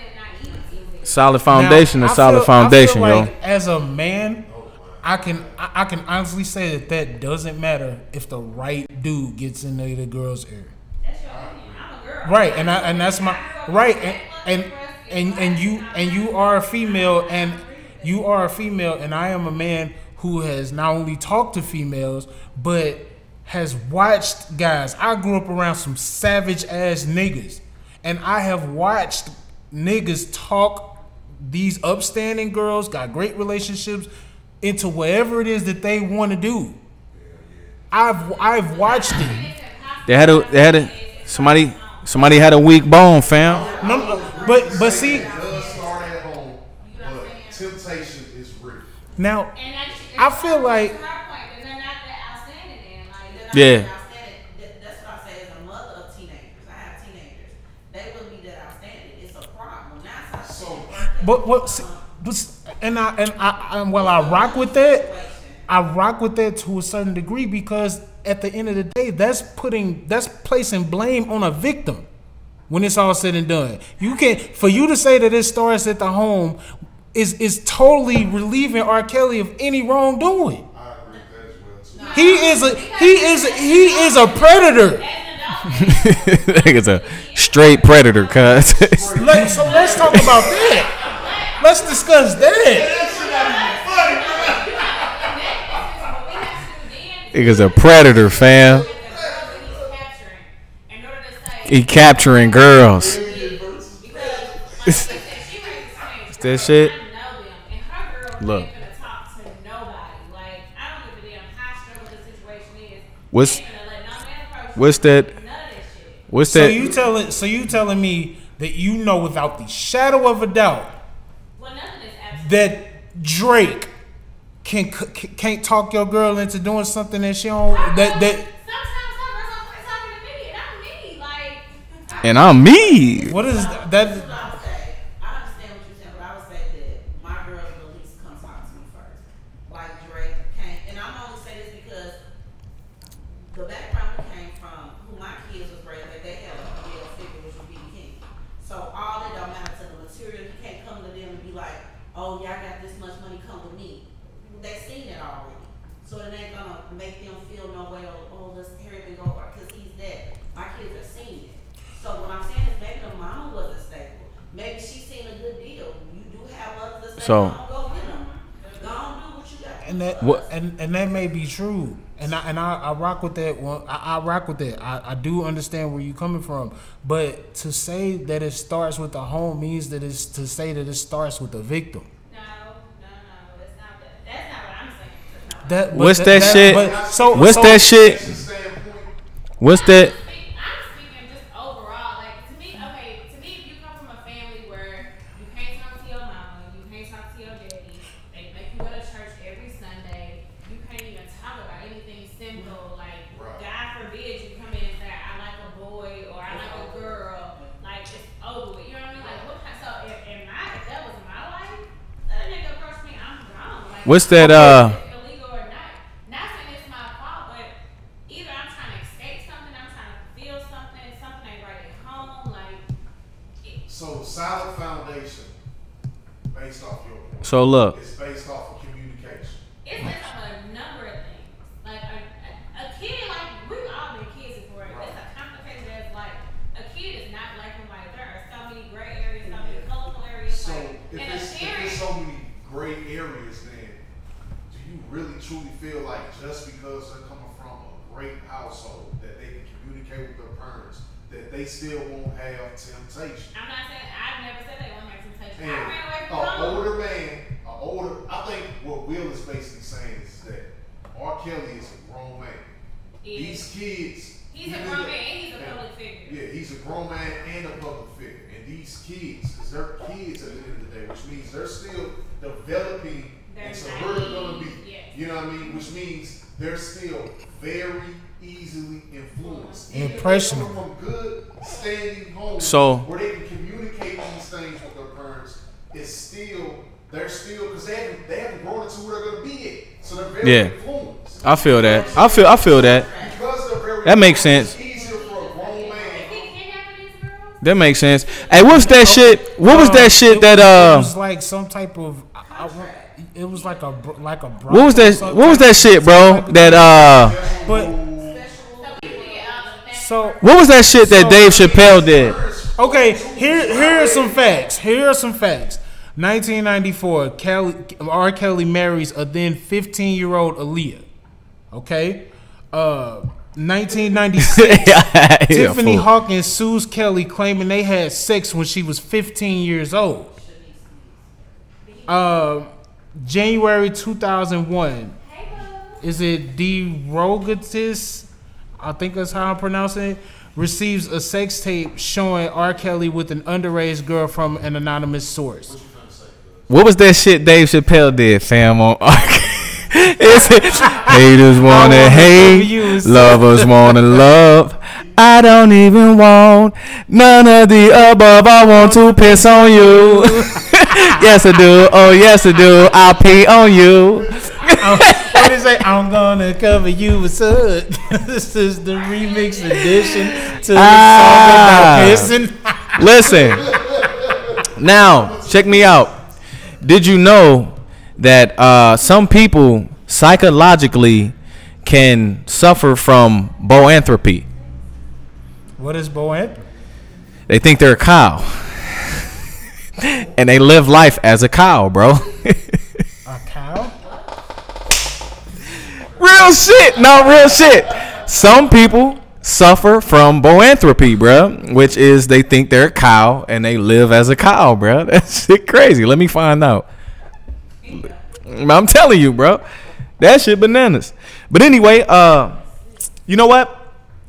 I don't think when it comes to celebrity couples, bro, moving on to the next topic, I don't think we shed enough light on Eve and Maximilian, bro. You know what I'm saying?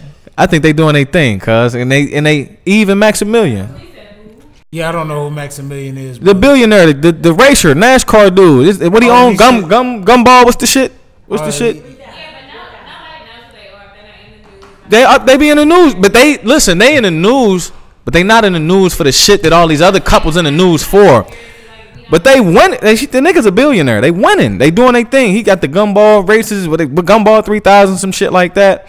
But my thing is, how important is it for your spouse to be financially stable, or shall I say, what I call it, financially able in a relationship? You know what I'm saying? I think it depends, and I think it depends on what you value.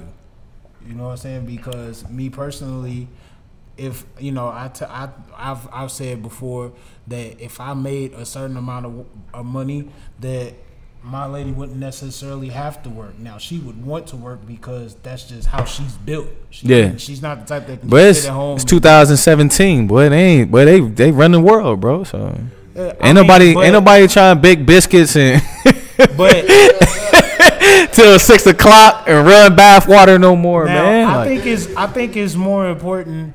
I mean, it's important to be financially stable, but I think it's more important to have the same outlook on money in terms of how you spend it. Yeah, same page is always great. So I don't mind if you know my mate makes less money than me. I don't mind if she makes more money than me. But as long as we have the same goals and we are, you know, aligned in terms of what the goal and how we're going to get there, I'm good with that. So let me ask you a question: financially stable or financially able?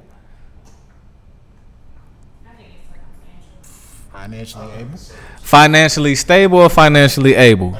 Now pick one. No, financially freedom. Financially stable or financially able? Financially able is just to have freedom. Well, then you're single. You single? No. No, I'm just telling you that's why I'm financially single. I don't have. You financially single? Okay. I'm financially single. That shit gangster right there. Hey, I'm gonna get that. Hey, we gonna get that shit on a shirt right now. I'm financially single. Hold up. So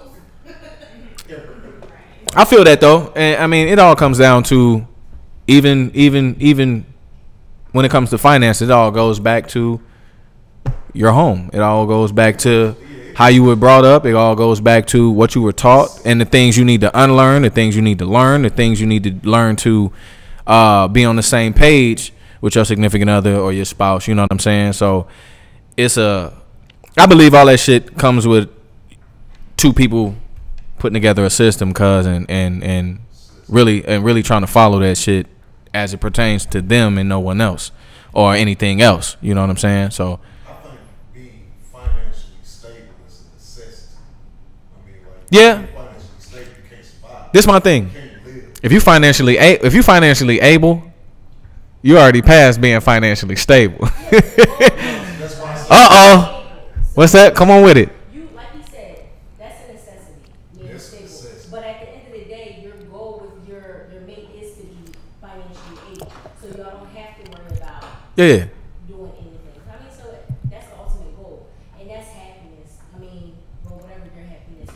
Yeah. Not necessarily financially, but if you don't have to worry about the financial, then at that point, you don't have to worry about Other shit, yeah. That's The my other fiance shit. right there. The other shit. This boy happy. This boy happy. That's my lady right there. This boy happy.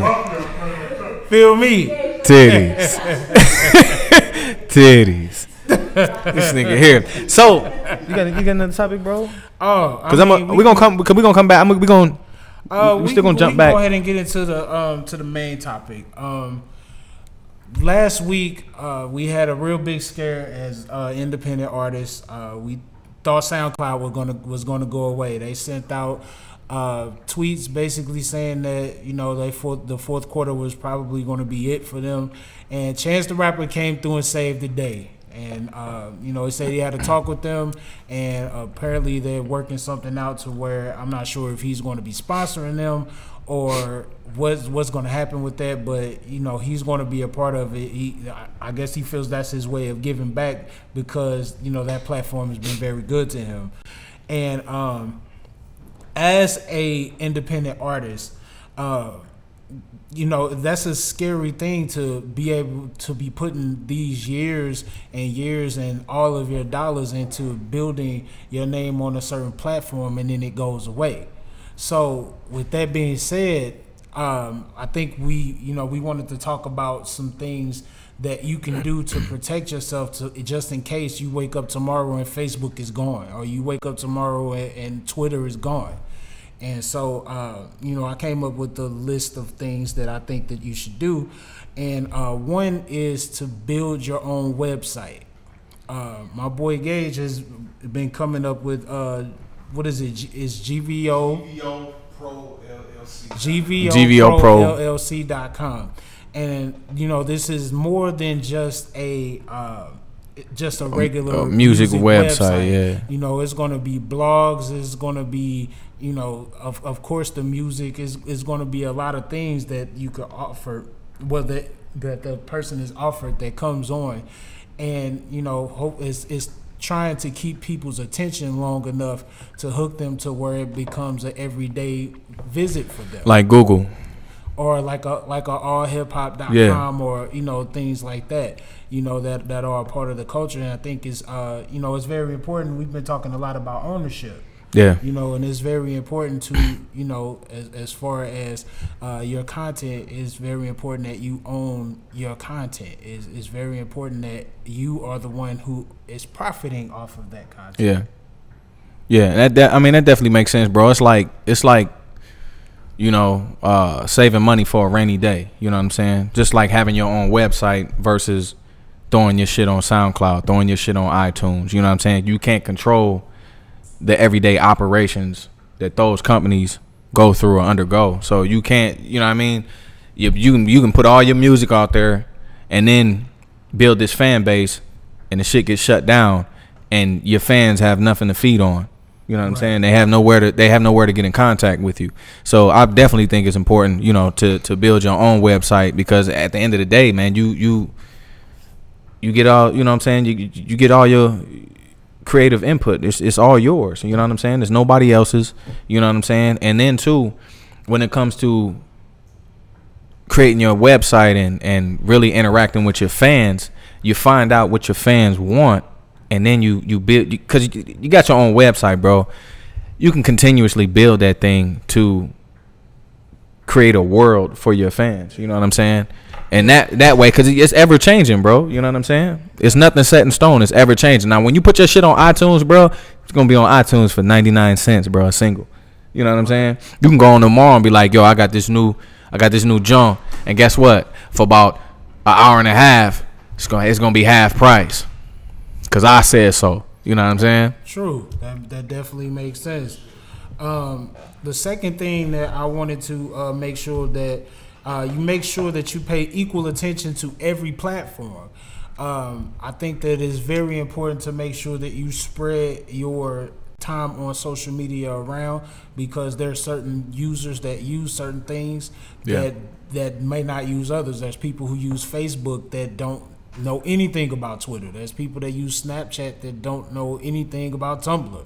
Yeah. So with that being said, I think it's very important to spread your content around to all of those multiple places, but also make sure that that content is driving people back to the central location, which is or should be your website.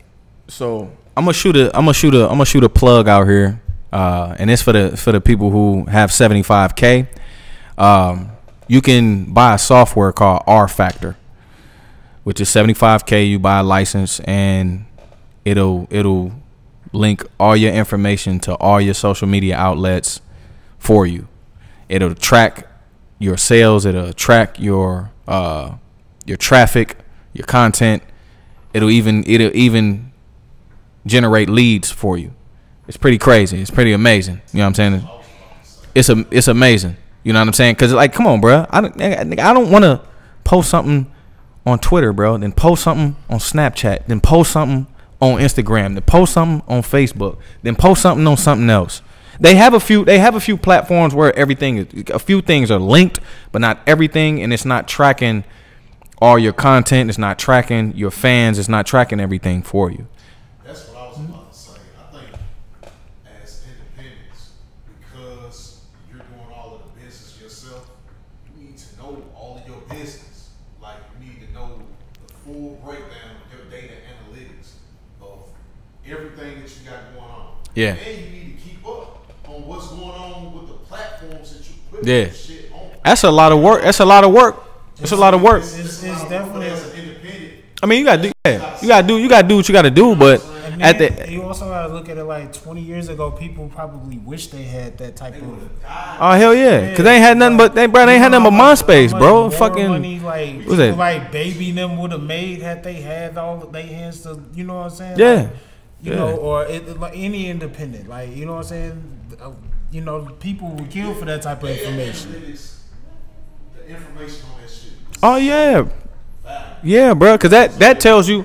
You not only, I'm talking about the shit you broke down to the point where you know how people are paying for your shit. Yeah, that tells you. Credit or debit. What are the That's specific times when they paying for this shit? that's how these independents. Opening your emails. That's how these independents build tours, bro. They know which markets to hit from the data. Yeah, we got it, man. Look, we got to pull up. We got to pull up to Denver.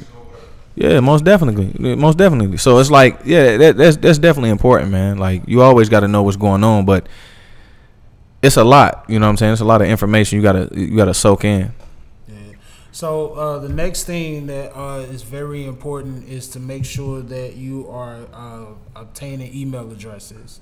That's old school shit. It is, and it is old That's school. so old school. It is old school, and here's the thing: some of the old school techniques that people are skipping out are jewels, though. Bruh, like with the email, like you can, especially if you're not, as long as you're not pestering somebody. You know what I'm saying? You could shoot out your email blast, and I'm literally watching it work for this girl that you know what I'm saying? Because me and Gage had a conversation the other day where I said I don't usually open artist emails, right? Because I get a lot of them, but he just so happened to make me, you know what I'm saying, after the conversation, I decided, you know what, let me go ahead and open one. So I opened this one from a singer. Yeah. And her video came out, like, I want to say Saturday. She was at like 1,400 plays on Sunday. You know what I'm saying? That's and crazy. I know it's because of the, it has a lot to do with that email blast. This is the thing, like, usually when you have your website, a lot of people go through apps like MailChimp. Where you basically have, as soon as you come onto the site, if you want to, you can subscribe to that site. So if you got people that are willing to subscribe to your site, those are true fans. Subscription is definitely. To subscribe to your site, they're a true fan. You know what I'm saying? Yeah. So they want to know when a new joint finna drop. You know? Most definitely. Before everybody else. You know what I'm saying? And them automatic plays. As soon as Yeah. they open the motherfucker up, automatic plays, listens, downloads, purchases, whatever the Yeah. fuck you got there yourself.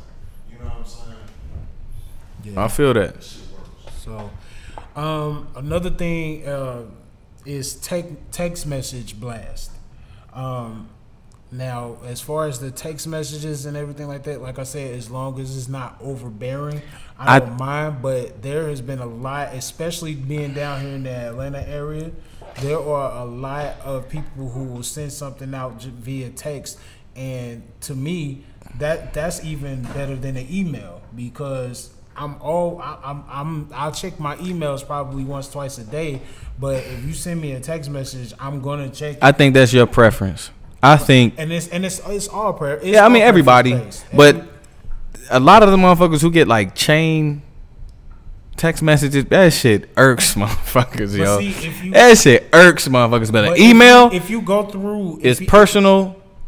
Well, well, text message is more personal than email to me. But at the same time, bro, when you text blast somebody, that shit's like everybody number in that shit, and it's like it kind of invades your privacy at that point. But see, it's a way to do it. Like there's certain programs where it will send out individual text to people, and you don't have to worry about that. It's like automated. Okay, put me on then, brother. The message that you want to put in. Put me on then, brother. Automatically just goes. My bad.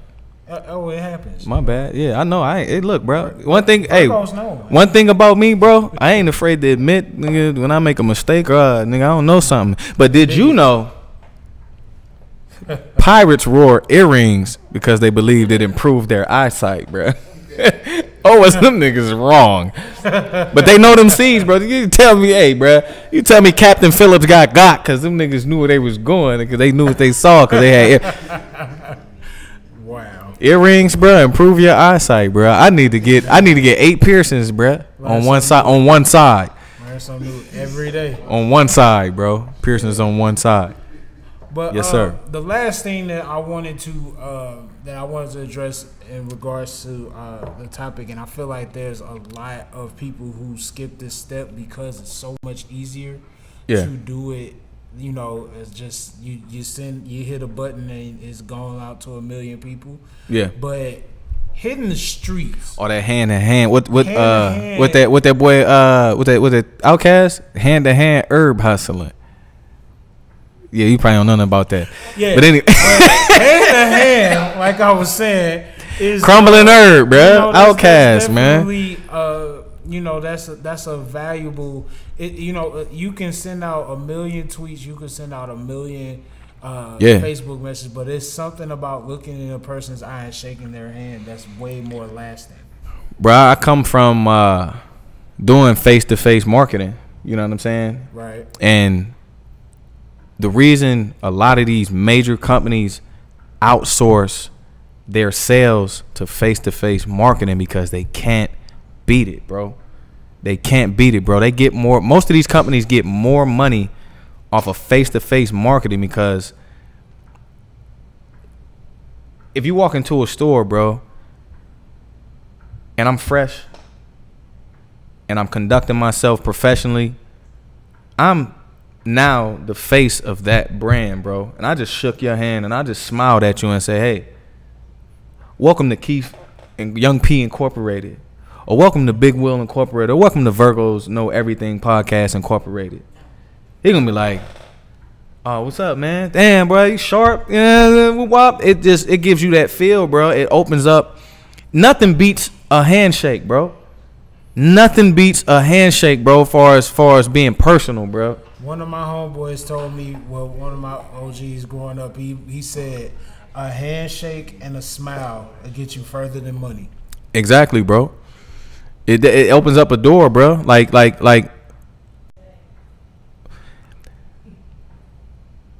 it takes,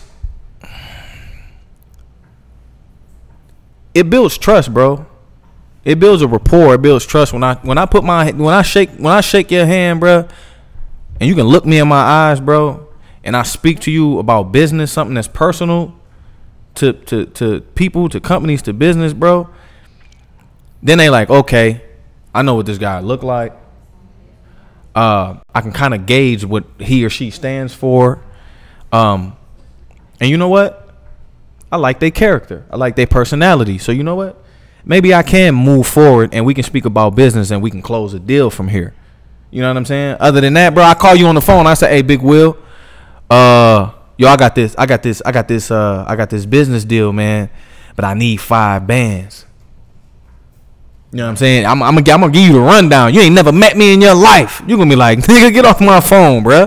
Bow. But if I ran into you and I shook your hand and we sat down, and we spoke face to face right across from each other, and you got to look me in my eyes, bro, and you know, get a reading on me, you're gonna be like, cool.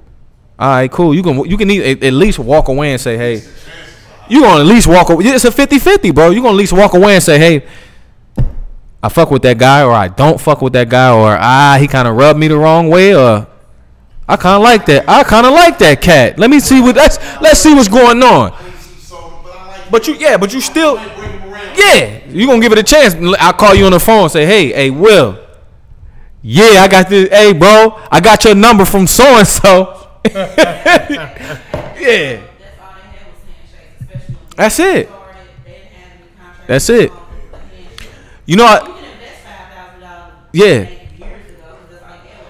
You know what I don't like though about face-to-face marketing?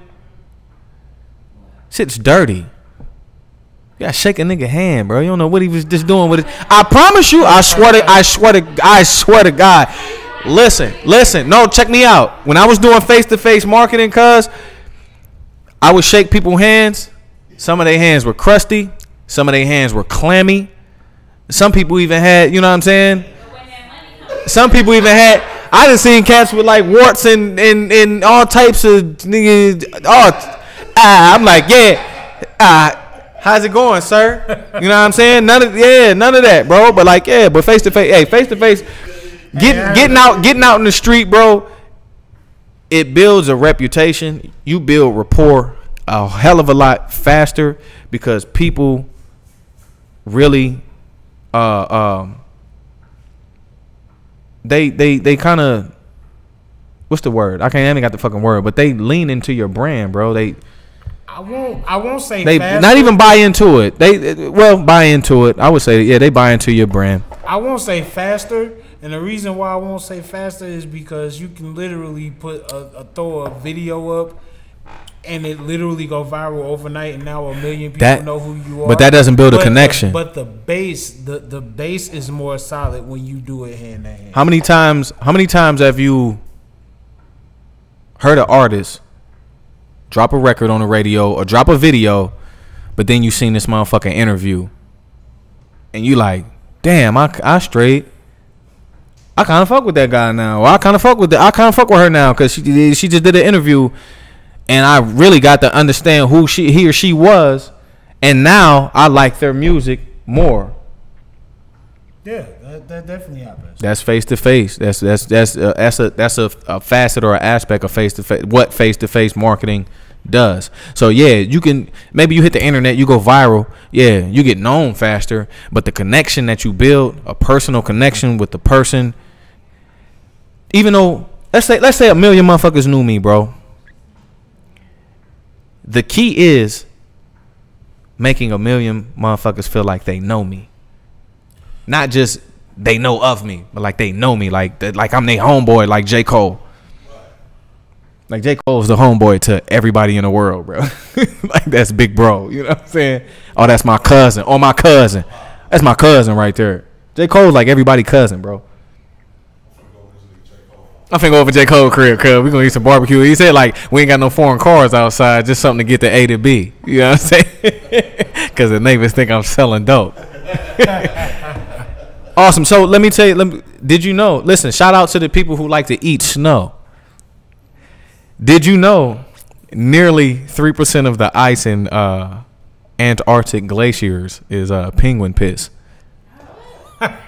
Keep eating snow. Holla at me. Yeah, they eating the pee-pee. They eating that. Shout out to the people that like eating snow. Penguin piss? Penguin piss, bro. Damn. I'm pretty sure. I'm like, come on, bro. Come on, bro. They gotta have somewhere to piss. They pissing in the water. They pissing on top of the snow. That shit freezes up, bro. It's a dirty game. It's a dirty game out here, bro. Yeah, you can eat that snow if you want to. Yeah, put your tongue out, catch some snowflakes. Yeah, do that. Straight up. All right, man. But I feel that. You got anything else you want? Did you know that in England in the 1880s, cuz pants was considered a dirty word? Pants. So what was the correct word? Trousers? Trousers, bro. Hey, trousers, bro. It's like you say live from your grandma's shit. Ah, boy, if you don't say fib, hey, if you don't say, if you don't say fib, oh, you out of here, bro. You telling the story. You said lie. You telling the story. You bet not. Hey, you bet not say some shit. I'm gonna hit y'all with some more fun facts. So, banging your head against the wall burns 150 calories an hour. Deep. Hold on. I got one. I'd rather do it the old fashioned. I got one for the ladies. The average woman, did you know? The average woman uses her height in lipstick every 5 years. Crazy. The average woman uses her height in lipstick every 5 years. Oh.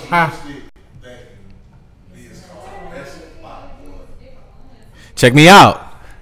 I think I said this shit to Gage one time, bro. Gage, he died laughing at this shit.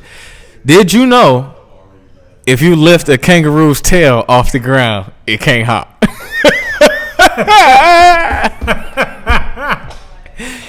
Yo, that shit crazy, fam.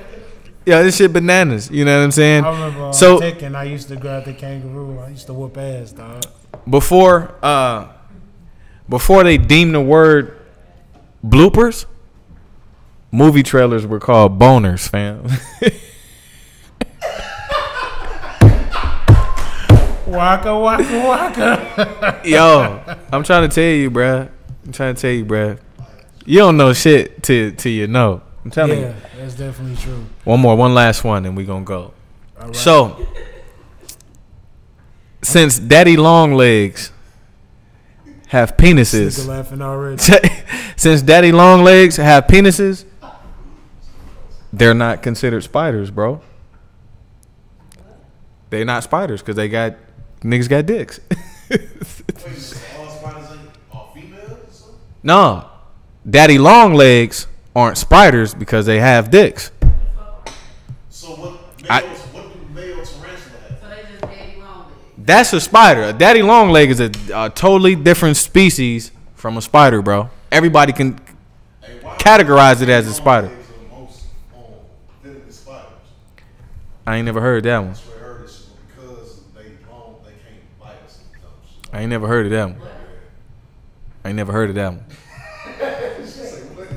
But anyway, you know, this the wrap up right here. It's like, you know, we're gonna wrap it up like a turban on the A-Rap.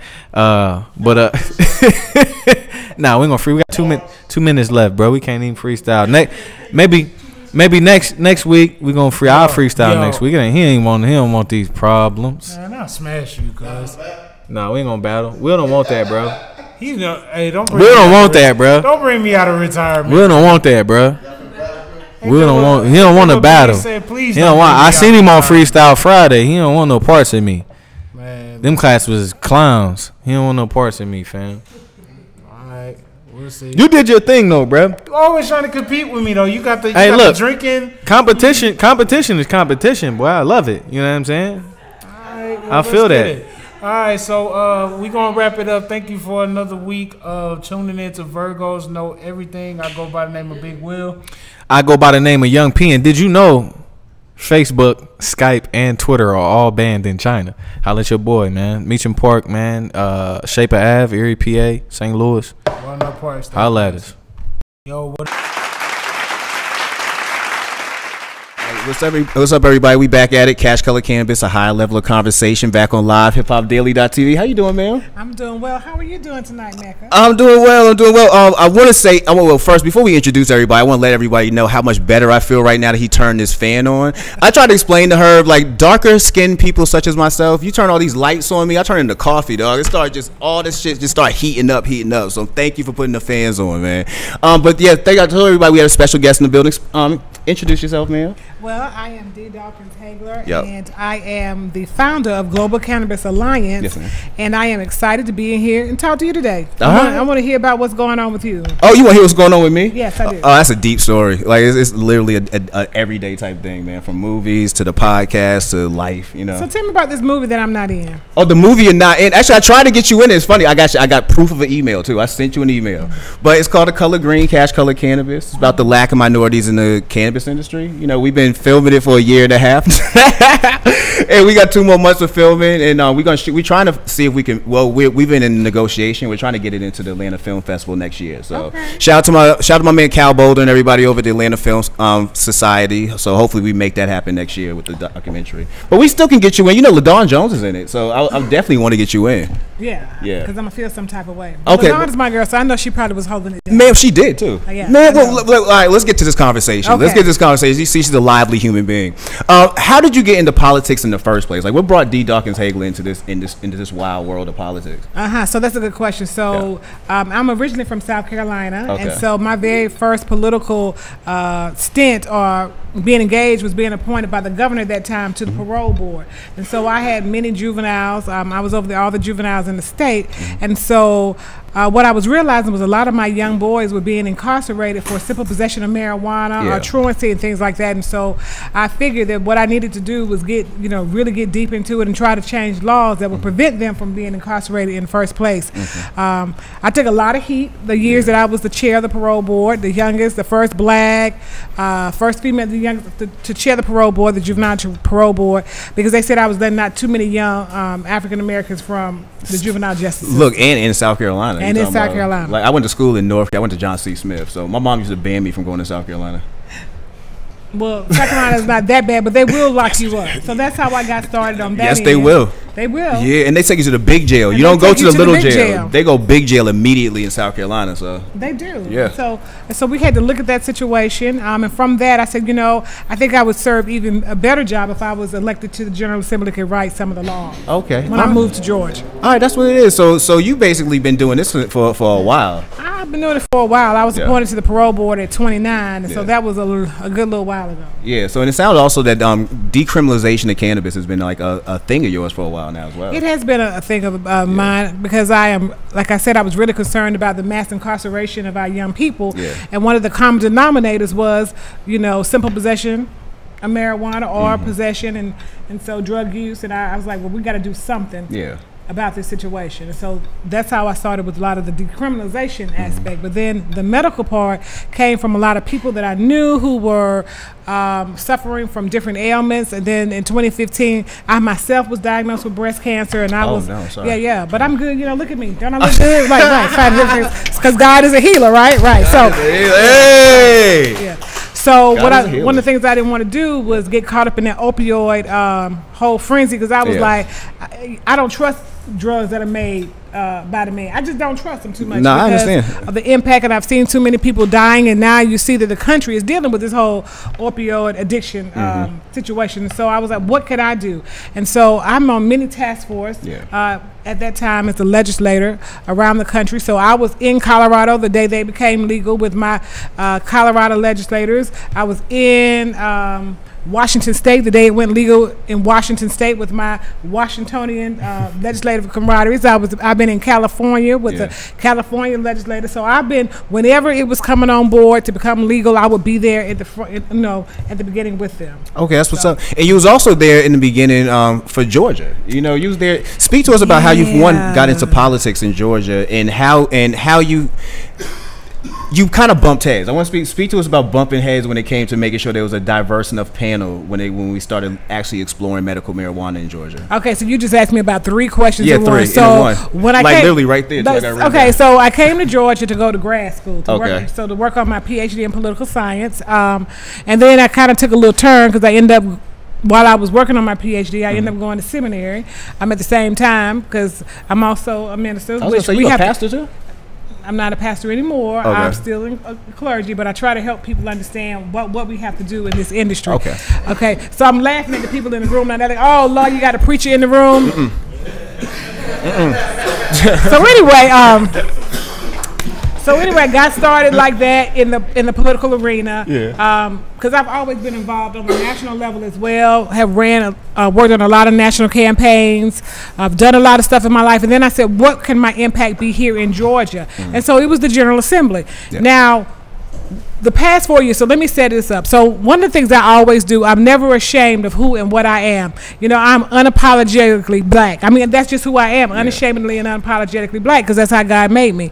And so that being said, a lot of times black people suffer from disparities, whether it's healthcare, whether it's education, transportation, jobs, whatever. And so I knew that someone had to have a strong voice to speak up for the masses of black people. So when I got into the General Assembly, I ran for chair of the Black Caucus. And so I ran for the chair of the Legislative Black Caucus. And so for those viewers who may not know, the Legislative Black Caucus, that's kind of like the governing body for the African American officials who present and uphold the issues of all the black people in a particular state.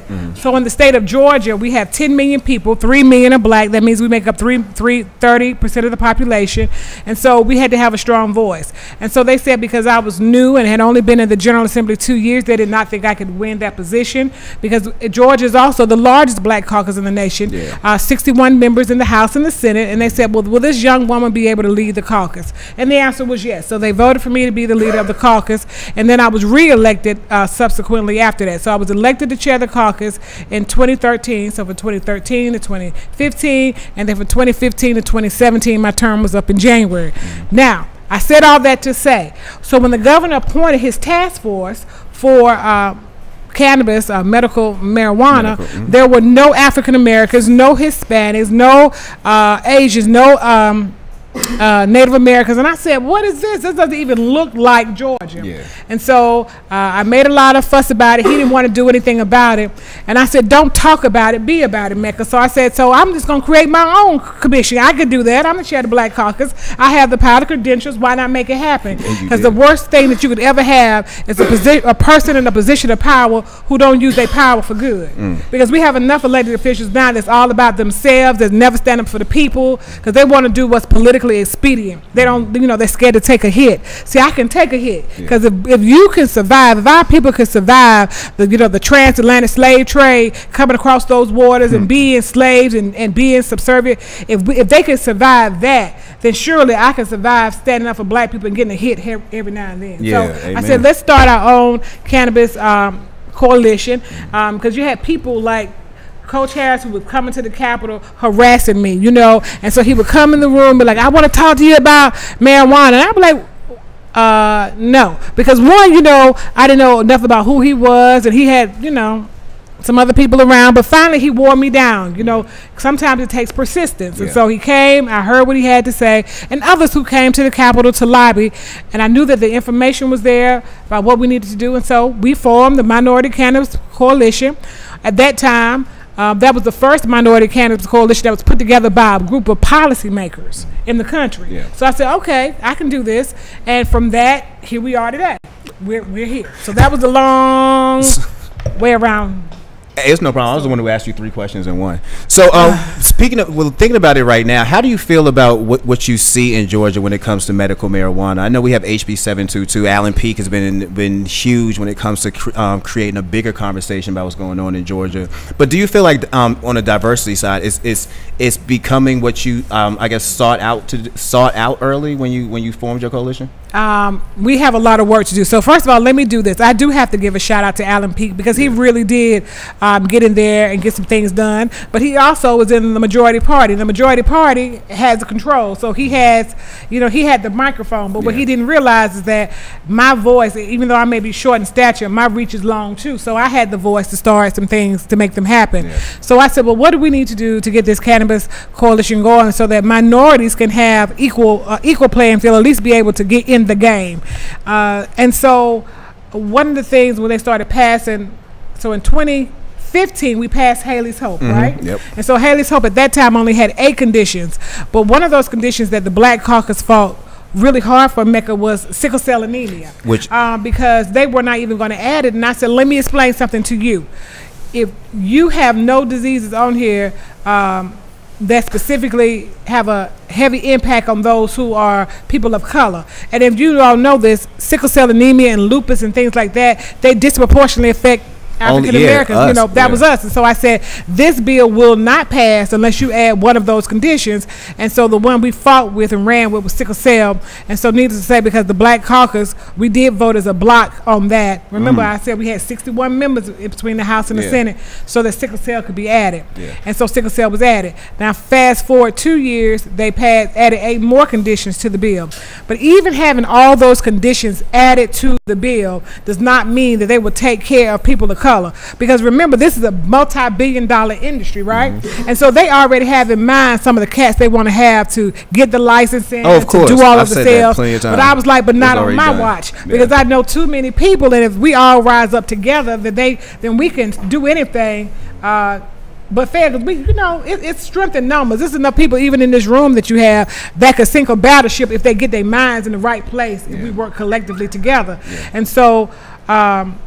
In 2016, they came and they wanted to let me back up. So 2016, when they came to me, I was still the chair of the caucus. We would like to add more conditions and do licensing. I said, well, how many of these licensings, if we do 5, if we start with 5 or 7, will go to black people? It's like, well, we can't put that in the legislation. And I said, well, then you can't get our vote. Because what you're not going to do is have benefited from the mass incarceration of black people in an industrialized prison system. And then you think you're going to turn around and then make money off the black folk when this thing become legal and the dollars are to be made. So that's not going to happen. So we shut it down for that year. So we came back the following year. So you was just the fly in the ointment for them for the most part. They'll be all right. I'm a modern day Harriet Tubman. So they gonna be all right. We either gonna get there together or we go. I don't mind doing murder suicide, not real killing, but I mean when I mean murder suicide, I mean I can kill a bill or I can kill something that's not going to be beneficial to my people, even if it means killing myself in the process. Because there's too many black folks that will take a little something here and there because they think they special, or they think they can get ahead. But until we move together. Then we always gonna be behind. So you gotta move together. So I didn't mind taking a hit because I know they need it more than we do. They want this to pass because it's $1 billion industry. So they gonna either do the right thing or it's still gonna be held up. Now I trust and believe that those who are left in the Black Caucus, because like I said, my term ended in January, and I didn't run for re-election to my seat. I ran for Senate seat, and I wasn't victorious. And why? Because, let me just tell you real quick. So when I ran for my Senate seat, Republicans in the state of Georgia or Democrats, you can cross over to other parties during the election. A lot of states don't have that because the Republicans crossed over in my primary, which they had never done before, especially concentrated in the Rockdale area, because they said, we got to take this black woman out. She has too much influence. 800 of them crossed over in the primary, and I only lost the vote by 8 votes. So had they not came over... So they got you out the paint. They got me out. So they thought. But I'm more dangerous on the outside than I was on the inside. So they thought. All right now. Yeah, so you was basically the fly in the ointment there. So that's what you helped to take forever.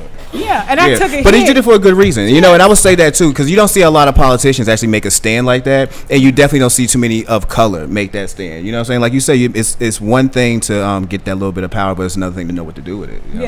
You got to know what to do with your power, and so you got to be conscious, because when this bill comes back around now, and so we now have the 16 conditions, but you can legally have the oil in Georgia, but you cannot cultivate, and then you cannot legally sell. So we really passed a bill that you can have possession, but how do you get it? How do you get it? Catch-22. It's catch-22. And then for a lot of us that look like us, you're gonna get locked up if you try to get it to other people. So that's the disconnect. I was gonna ask you that question too, because that was one thing that Alan Peake actually made national headlines for doing. That was basically doing something that we all in this, I'm assuming everybody in this room would know is illegal. He's illegal because and I tell him all the time. I said, see, you're a white man that's a millionaire, multi-millionaire that lives in Macon, Georgia, who owns like all the Cheddar's restaurants and has a private jet. He can fly around. Whoa, Alan Peake? Alan Peake owns the Cheddar's, right? I didn't know if y'all knew that. So anyway, so he got money for days, most of our legislators that are down there who are, some of my white good friends, the Republicans, they're, well-established people who own like the Waffle Houses and the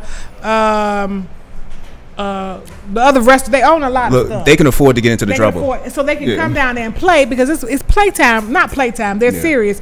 But I told him, see, you didn't get arrested. If I had so-called anonymous boxes shipped to my house once a month, and then I dispersed them to people. Yeah. That's called traffic. That's trafficking, bro. I'm going. Y'all in this room, we're going to jail. That's where we're going. Yeah. But Alan P, he can do it. Representative Alan P, he can do that because that's 100% trafficking. He's because of who he is, and he's getting attention and applause because he's helping the kids who have autism. He's doing it for a good all cause. this other stuff, but.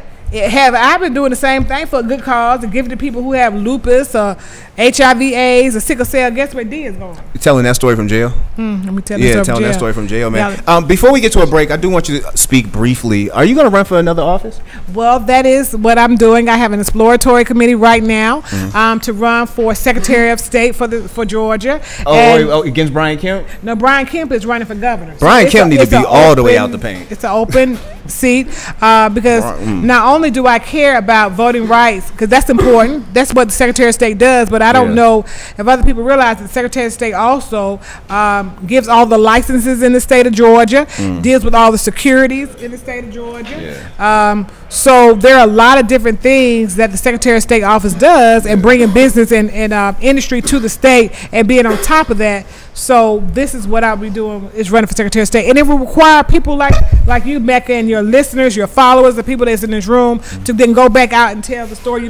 We have someone that's running for Secretary of State who understands all of the dynamics and things that are at play, and that can get behind me. Because I'm sure some people in this room may not have voted the last couple of elections. Yeah, and because they might be sick of politicians saying you're going to do something and then you don't do it. You don't follow through. Or why should I go? Have I seen you putting the skin in the game? But I'm hoping that if more righteous brothers and sisters get into the political arena, like some of y'all in this room need to really seriously consider running for office.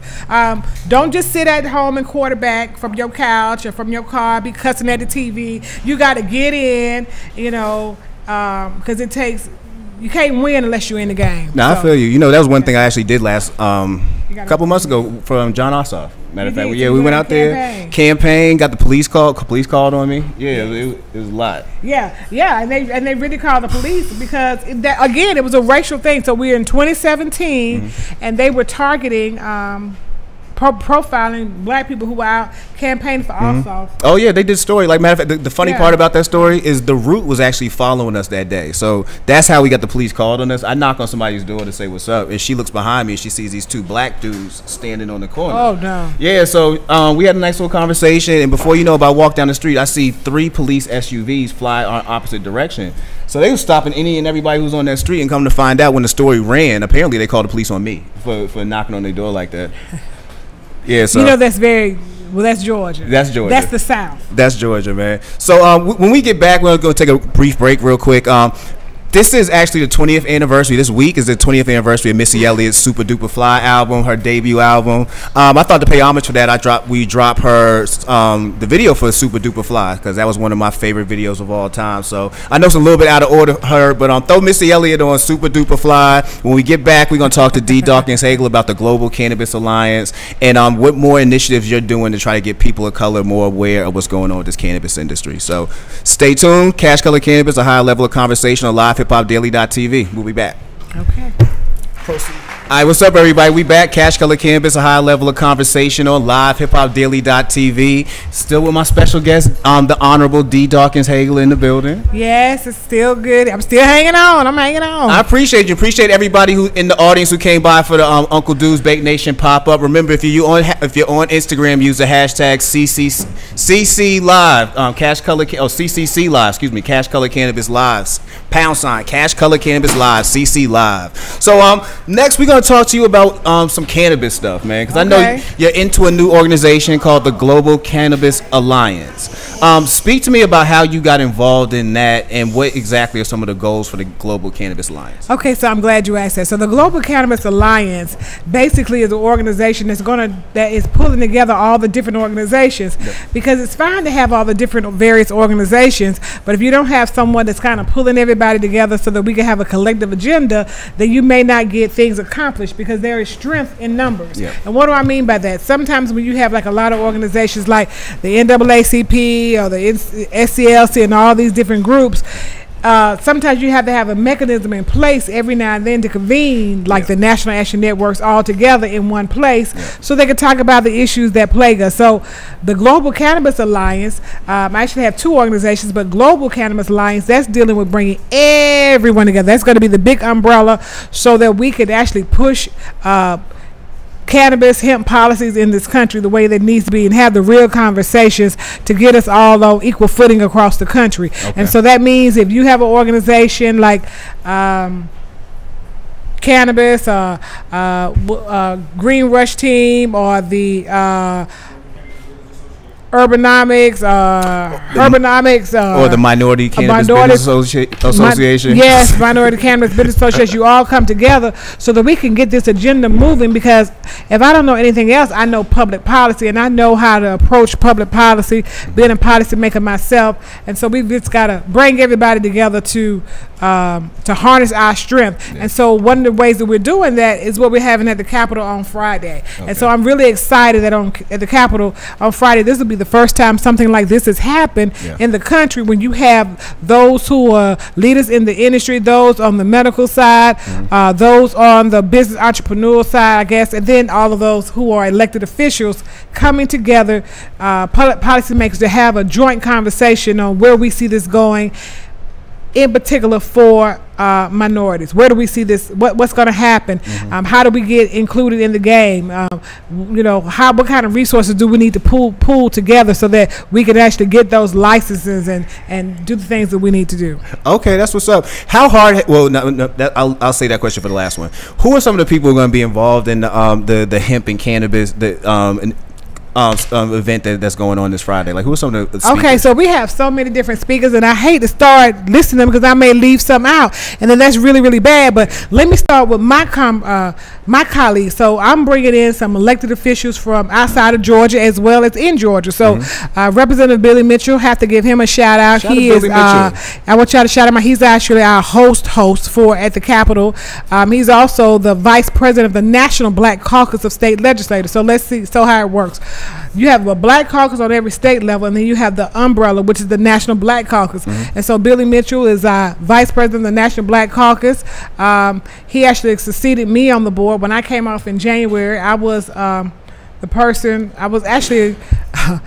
just thought about this. I was a board member, executive board member on every national, almost elected official board there is in the country, like literally. And that had never happened in the history of politics. So I don't even know how that kind of happened to this young girl that came up in the hood from West Columbia, South Carolina. But it's amazing how I started off in the juvenile justice system and look where I am now. You see what I'm saying? So anyway, and I went from so y'all are in this room, I actually went from a GED to a PhD. So I'm telling you, you gotta kind of, I did.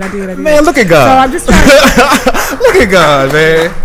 I did. Ain't you a testimony? I am. So I went to South Carolina State, got my bachelor's degree, went to Kentucky State, got 2 master's degree, came to Clark Atlanta, did the PhD, went to seminary and got my master's of divinity, and then a couple of months ago I had a doctor of ministry conferred upon me on top of all those other degrees that I had. Look, D. Dawkins ain't trying to hear your excuses. She ain't trying to hear your excuses, man. Yeah. And the reason how I got in the juvenile justice system and getting in trouble was I dated a lot of drug dealers when I was in high school, even though I was, behind the scenes with D. Dawkins Hagler's life.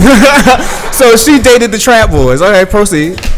And so I kind of knew how the system was set up, and so now I'm on the other side. So I'm trying to. This is a corrective measure. So my life is a corrective measure. Yeah, it is. Like literally, you was.